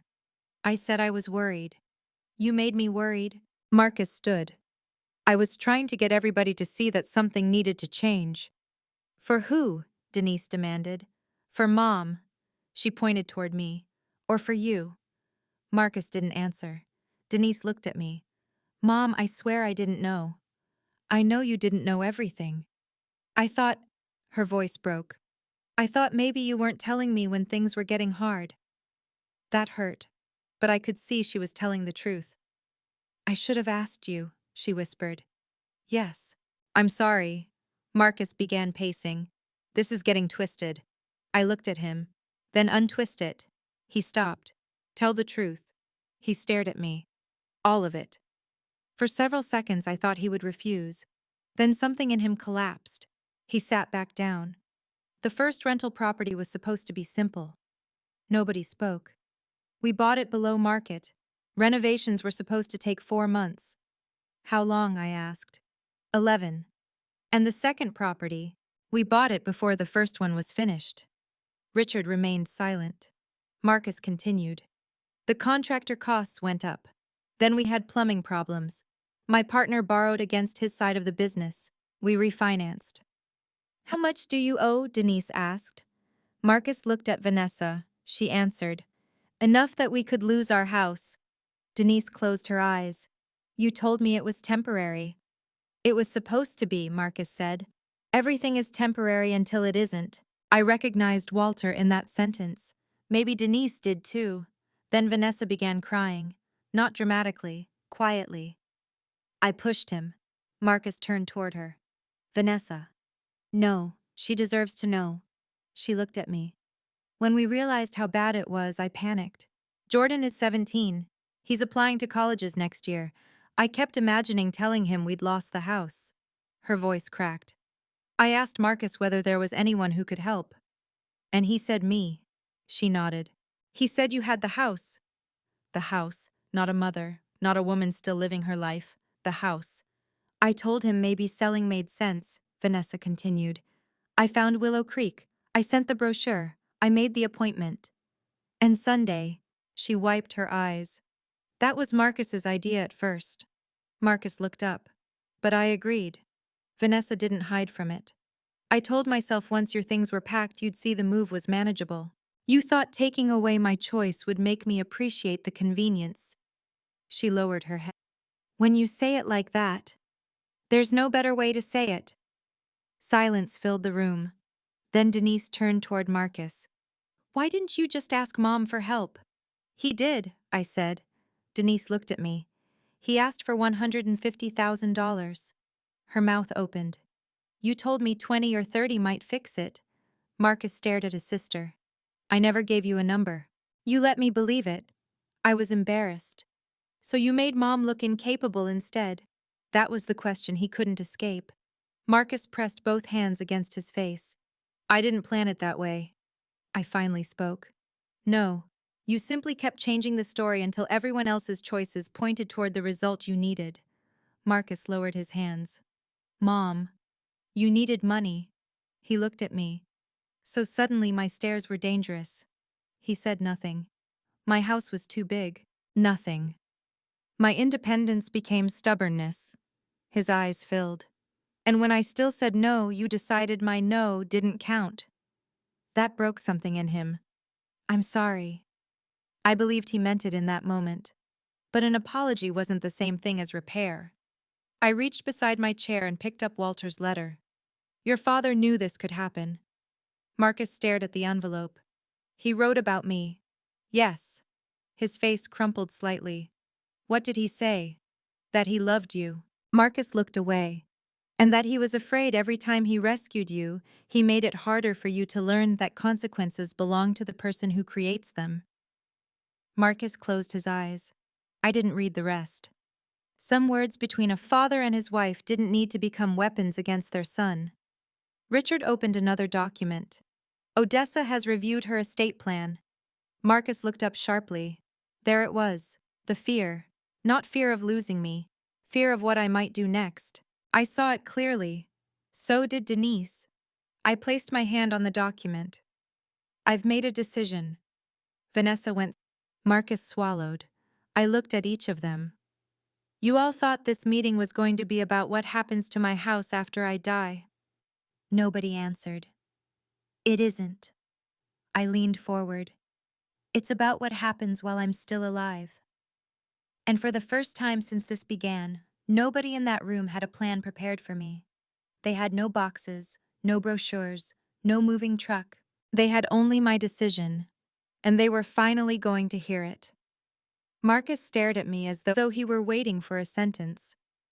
Maybe he expected me to say he was no longer my son. Maybe Vanessa expected me to announce that Denise would inherit everything.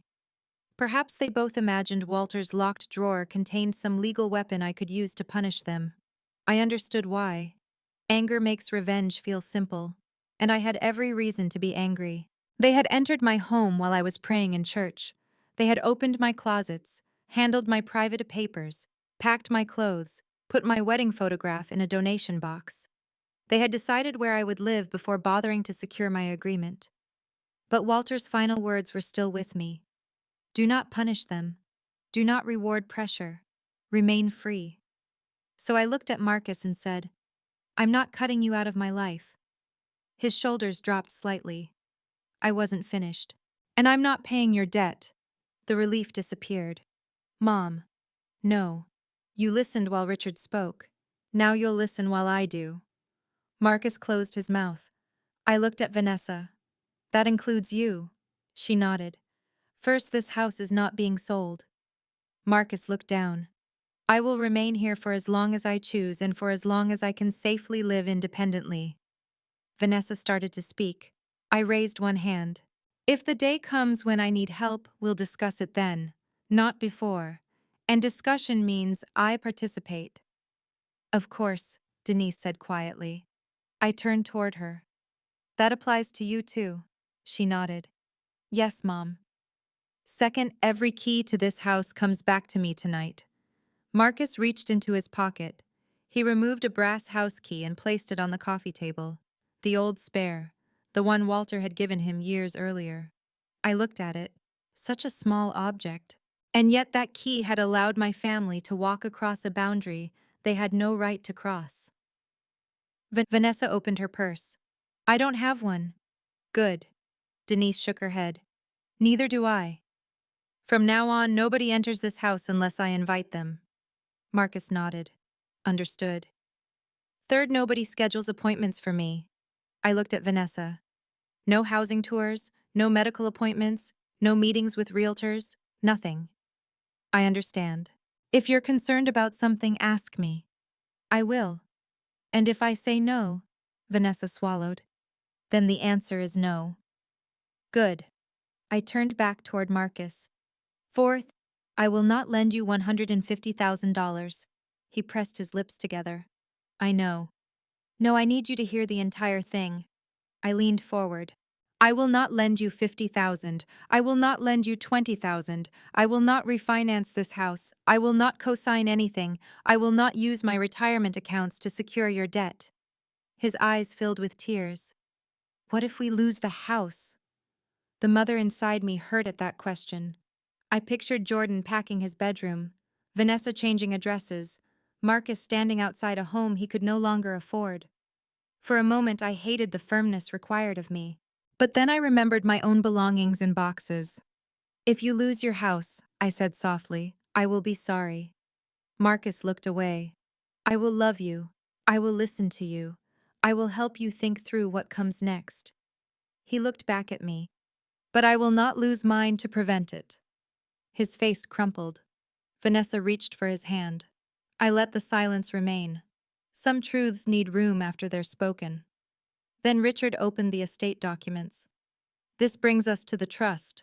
Marcus immediately tensed. I noticed. "You're still thinking about what happens when I die." "No." "Yes, you are." He didn't argue. "That's part of what got us here." I placed Walter's ledger on my lap. "Your father and I helped both of you over the years." I looked at Denise. "Tuition, your first apartment, help after your divorce." She nodded. Then I looked at Marcus. "And we helped you too, considerably more." He lowered his eyes. "Your father didn't keep this ledger because he wanted to embarrass either of you. He kept it because memories change when money is involved." Richard explained the adjustment provision. Large lifetime gifts could be taken into account when the estate was eventually distributed. Marcus frowned. "So you're reducing my inheritance by everything Dad gave me?" "Not every dollar," I said. "Only the significant assistance covered by the plan." "That's punishment." "No." He looked at me. "Then what is it?" "Accounting." He almost laughed. "That sounds like something a payroll supervisor would say." "For once you're listening." Denise unexpectedly smiled. Even Marcus almost did. The tension broke for half a second. Then I continued. "Your father and I wanted fairness. If one child receives a large portion early pretending that never happened, isn't necessarily fair to the other." Marcus nodded slowly. I could tell he didn't like it. But dislike was no longer my emergency. "There is one more change I'm making." Everyone looked at me. "After my death, I don't want this house becoming another argument." Denise leaned forward. "What do you mean?" "Unless circumstances change, the trust will direct that the house be sold." Marcus blinked. "Sold?" "Yes." "To who?" "Whoever buys it." He stared at me. "But this is our family home." The irony was so sharp I almost couldn't believe he'd said it. I looked around at the boxes. "2 days ago you were packing it." Marcus followed my eyes. His face reddened. I continued. "The proceeds will become part of the estate. Richard and I will structure the distribution according to the trust, taking significant lifetime assistance into account." Then I looked toward the family photograph on the mantel. "And I want a portion protected for education trusts for the grandchildren." Marcus looked surprised. "Jordan." "Jordan and any other grandchildren covered by the final plan." Vanessa wiped her eyes. "After everything we did, you'd still do that?" "Jordan didn't pack my house." She looked down. "And even if he had, I'm not designing my estate around revenge." Richard nodded slightly. "Walter would have too." Marcus leaned forward. "So what do I get?" The moment the words left his mouth, he seemed ashamed of them. I didn't answer immediately. Then I said, "That's still the wrong question." He closed his eyes. "You're right. The question is what kind of relationship you want with me while I'm alive." His eyes opened. I felt my own voice tremble now. "I don't want you waiting for my house, Marcus." "I'm not." "You were." He couldn't deny it. "I want you to come here because I'm your mother. I want you to sit at my table because you want dinner. I want you to call because something happened at work or Jordan made you proud." My eyes filled. "I don't want to spend whatever years I have left wondering whether every kindness is connected to what you think you'll receive afterward." Marcus began crying. "I'm sorry." This time he didn't explain. He didn't mention the debt. He didn't mention Vanessa. He didn't mention fear. He simply said it again. "I'm sorry, Mom."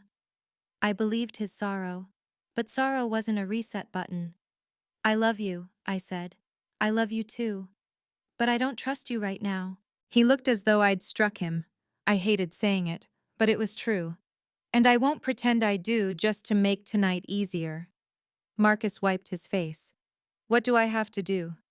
You can't repair trust with a promise. Then how? Time. He waited. And behavior. I pointed toward the boxes. You start there. Marcus looked around the room. You want me to unpack? You and Vanessa packed it. Vanessa nodded before he could respond. We'll put everything back. Not tonight. She looked confused. Tomorrow. Why? Because tonight I want all of you to go home and think. I stood. The meeting was over. Marcus picked up his coat. At the door he stopped. Mom. Yes. I really thought I was protecting my family. I know. His eyes filled again. That's what scares me. He looked down. I softened my voice. Marcus' desperation can make selfishness sound like responsibility. That doesn't mean you're beyond forgiveness. It means you have to learn the difference. He nodded. Then he walked outside. Vanessa followed.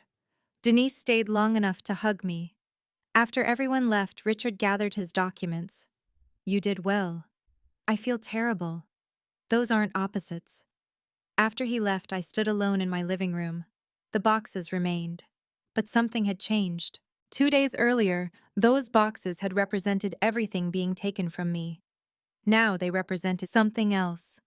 A boundary. I had not destroyed my son. I had not saved him either. For the first time in his adult life, I had stepped aside and allowed the consequences of his choices to remain his. And for the first time in mine, I understood that saying no to someone I loved did not mean I loved them less. Sometimes no is the only word that keeps love from becoming surrender. The next morning, Marcus and Vanessa would return. And this time, instead of packing my life away, they would have to put every piece of it back. Marcus and Vanessa returned at 9 the next morning. This time there was no moving truck behind them, no boxes in their hands, no plan for my future. Marcus rang the doorbell. When I opened the door, he was standing one step back from the threshold. Morning, Mom. Good morning. Vanessa stood beside him. We're here to put everything back. I stepped aside. They entered quietly. For the first hour, almost nobody spoke. Marcus started with the books.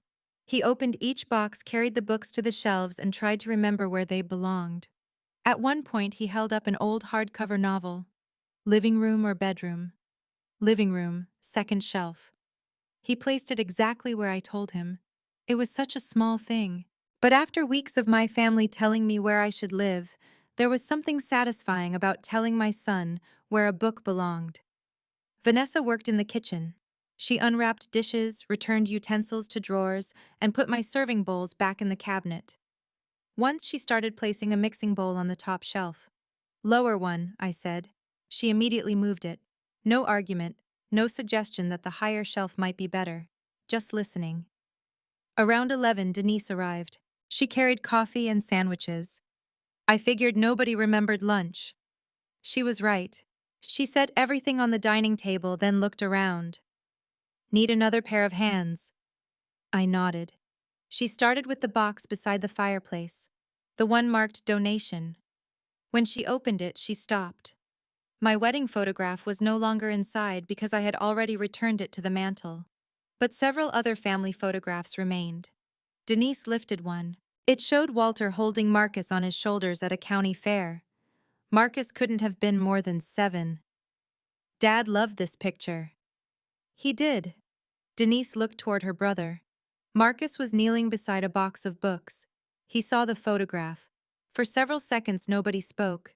Then he stood and took it from her. I remember that day. You were terrified of the Ferris wheel, I said. I was not. You cried before we even bought the tickets. I was 7. Exactly. A tiny smile appeared on his face. Then it disappeared. He looked at the box marked donation. Who put these in here? Vanessa stopped working. I did. Marcus looked at her. She lowered her eyes. I wasn't really looking at what they were. I was just trying to get everything sorted. I watched her. That's how people erase things, Vanessa. She looked at me. Not always because they hate them. My voice softened. Sometimes because they're moving too fast to notice what matters. Tears filled her eyes. I'm sorry. I know. This time I meant it differently than before. Not everything was forgiven. But I could see remorse beginning to replace defensiveness. That mattered. By mid-afternoon, the house looked like mine again. My clothes were back in the closet. The kitchen was restored. My books were on their shelves. The framed photographs returned to their places. Marcus carried the last empty cardboard box toward the front door. He stopped. "What do you want us to do with these? Recycle them?" He nodded. I watched him flatten the box labeled Odessa Senior Living. The marker disappeared as the cardboard folded in on itself. I didn't expect that to feel as good as it did. Denise stayed after Marcus and Vanessa left. We sat together in the living room. For several minutes she said nothing. Then she looked at the wedding photograph. I should have stopped them. I didn't answer immediately. "I knew it felt wrong," she continued, even before Vanessa opened the drawer. "Why didn't you leave?" She stared at her hands. "Because Marcus kept telling me it was necessary. And you believed him." "I wanted to." She looked at me. "That sounds terrible." "It sounds human." Her eyes filled. "I thought if I disagreed with him and something happened to you later, I'd feel responsible." I understood that fear. It was the same fear Marcus had exploited. "If I fall down tomorrow, Denise, it won't make what happened Sunday right. I know that now. You cannot protect people by taking away every choice that scares you." She nodded. Then she said something I had been waiting to hear. "No excuses, Mom. I was wrong. No but. No Marcus made me. No we were worried. Just wrong." I reached for her hand. "Thank you. Do you forgive me?" I looked at my daughter. "Yes." She started crying. I squeezed her fingers. "But trust takes longer." "I understand." And I believed she did. Over the following months, our family changed in ways both painful and necessary. Marcus stopped asking me for money. More importantly, he stopped talking about my house. He and his business partner sold one of the rental properties. They took a loss, a substantial one. Marcus met with creditors and worked out repayment arrangements. He sold his newer SUV and bought a used sedan. Vanessa started taking extra hours at work. They canceled a vacation they'd planned. There was no dramatic rescue. No mysterious investor appeared. No rich relative wrote a check. They simply began living with the consequences of decisions they'd made. Jordan continued visiting me. At first he seemed nervous. He knew something serious had happened but didn't know all the details. I refused to put him in the middle. One afternoon while eating cookies at my kitchen table, he asked, "Are you mad at Dad?" "Sometimes." "Do you still love him?" "Always." Jordan frowned. "How can both be true?" I smiled. "You'll understand when you're older." He rolled his eyes. "I hate when adults say that." "So did your father." That made him laugh. As autumn turned toward winter, Denise began calling more often. Not to check whether I'd paid my bills. Not to ask whether I'd fallen. Just to talk. Sometimes she came over after work and stayed for dinner. We rebuilt something between us quietly. Marcus was harder. He called occasionally. Our conversations remained polite but careful. I could hear the shame in his voice. Part of me wanted to tell him everything was fine. That instinct never completely leaves a mother. But everything wasn't fine, so I let time do work that words couldn't. Then one cold Saturday afternoon, about 4 months after the moving truck appeared, I was in the kitchen making soup when the doorbell rang. I looked through the window. Marcus stood on the porch, alone. He wasn't carrying tools. He wasn't carrying groceries. He wasn't there to inspect the roof. He was simply waiting. I opened the door. "Marcus?" "Hi, Mom." "What are you doing here?" "I was nearby." I raised an eyebrow. He smiled slightly. "Okay, I wasn't nearby. What do you want?" "Coffee." I studied him. Then I stepped aside. He entered. We sat at the kitchen table. For a while he told me about work. Nothing important. A difficult customer, a new sales territory, Jordan's college applications. Then he said, "We sold the second property." I looked at him. "Both of them." "Both." "How bad?" He smiled without humor. Bad enough that I'll never use the phrase passive income again. I laughed before I could stop myself. Marcus laughed too. It was the first time we'd laughed together in months. Then he became serious. I should have listened to Dad. About what? Living within what I could afford. I nodded. Probably. He looked around the kitchen. I almost lost this. I stiffened slightly. He noticed. I don't mean the house. His voice dropped. I mean you. For a moment, neither of us spoke. Then I reached across the table. Not to solve anything. Not to erase anything. Just to touch my son's hand. When he left an hour later, I walked him to the front door. He stepped onto the porch. Love you, Mom. Love you too. I watched him walk toward his car. Then something occurred to me. 4 months earlier, Marcus still possessed a key to this house. He could have walked inside whenever he wanted. Now he didn't. He had stood outside. He had rung the bell. He had waited for me to open the door. Such a small gesture. Most people wouldn't have noticed it. But I did. Because respect doesn't always arrive with speeches. Sometimes it sounds like a doorbell. And standing there in the doorway, watching my son drive away, I realized that maybe forgiveness wasn't about returning to the family we had been before. Maybe it was about building a better one from what remained. One boundary at a time. Where you spend your money, how you live, and when you say no. I used to believe being a good mother meant keeping my children from suffering whenever I could.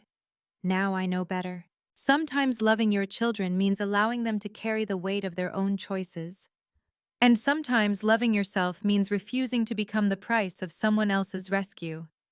That Sunday morning, my family tried to pack away my life while I was at church. They believed the locked drawer contained something that could decide their future. They were wrong. The most important thing inside that drawer was a message from the man who knew me better than anyone else ever had. Remain free. So I did. And strangely enough, by refusing to let my family take control of my life, I didn't lose them. I gave us the chance to find one another again. Not as owners, not as rescuers, not as people waiting for an inheritance, but simply as family.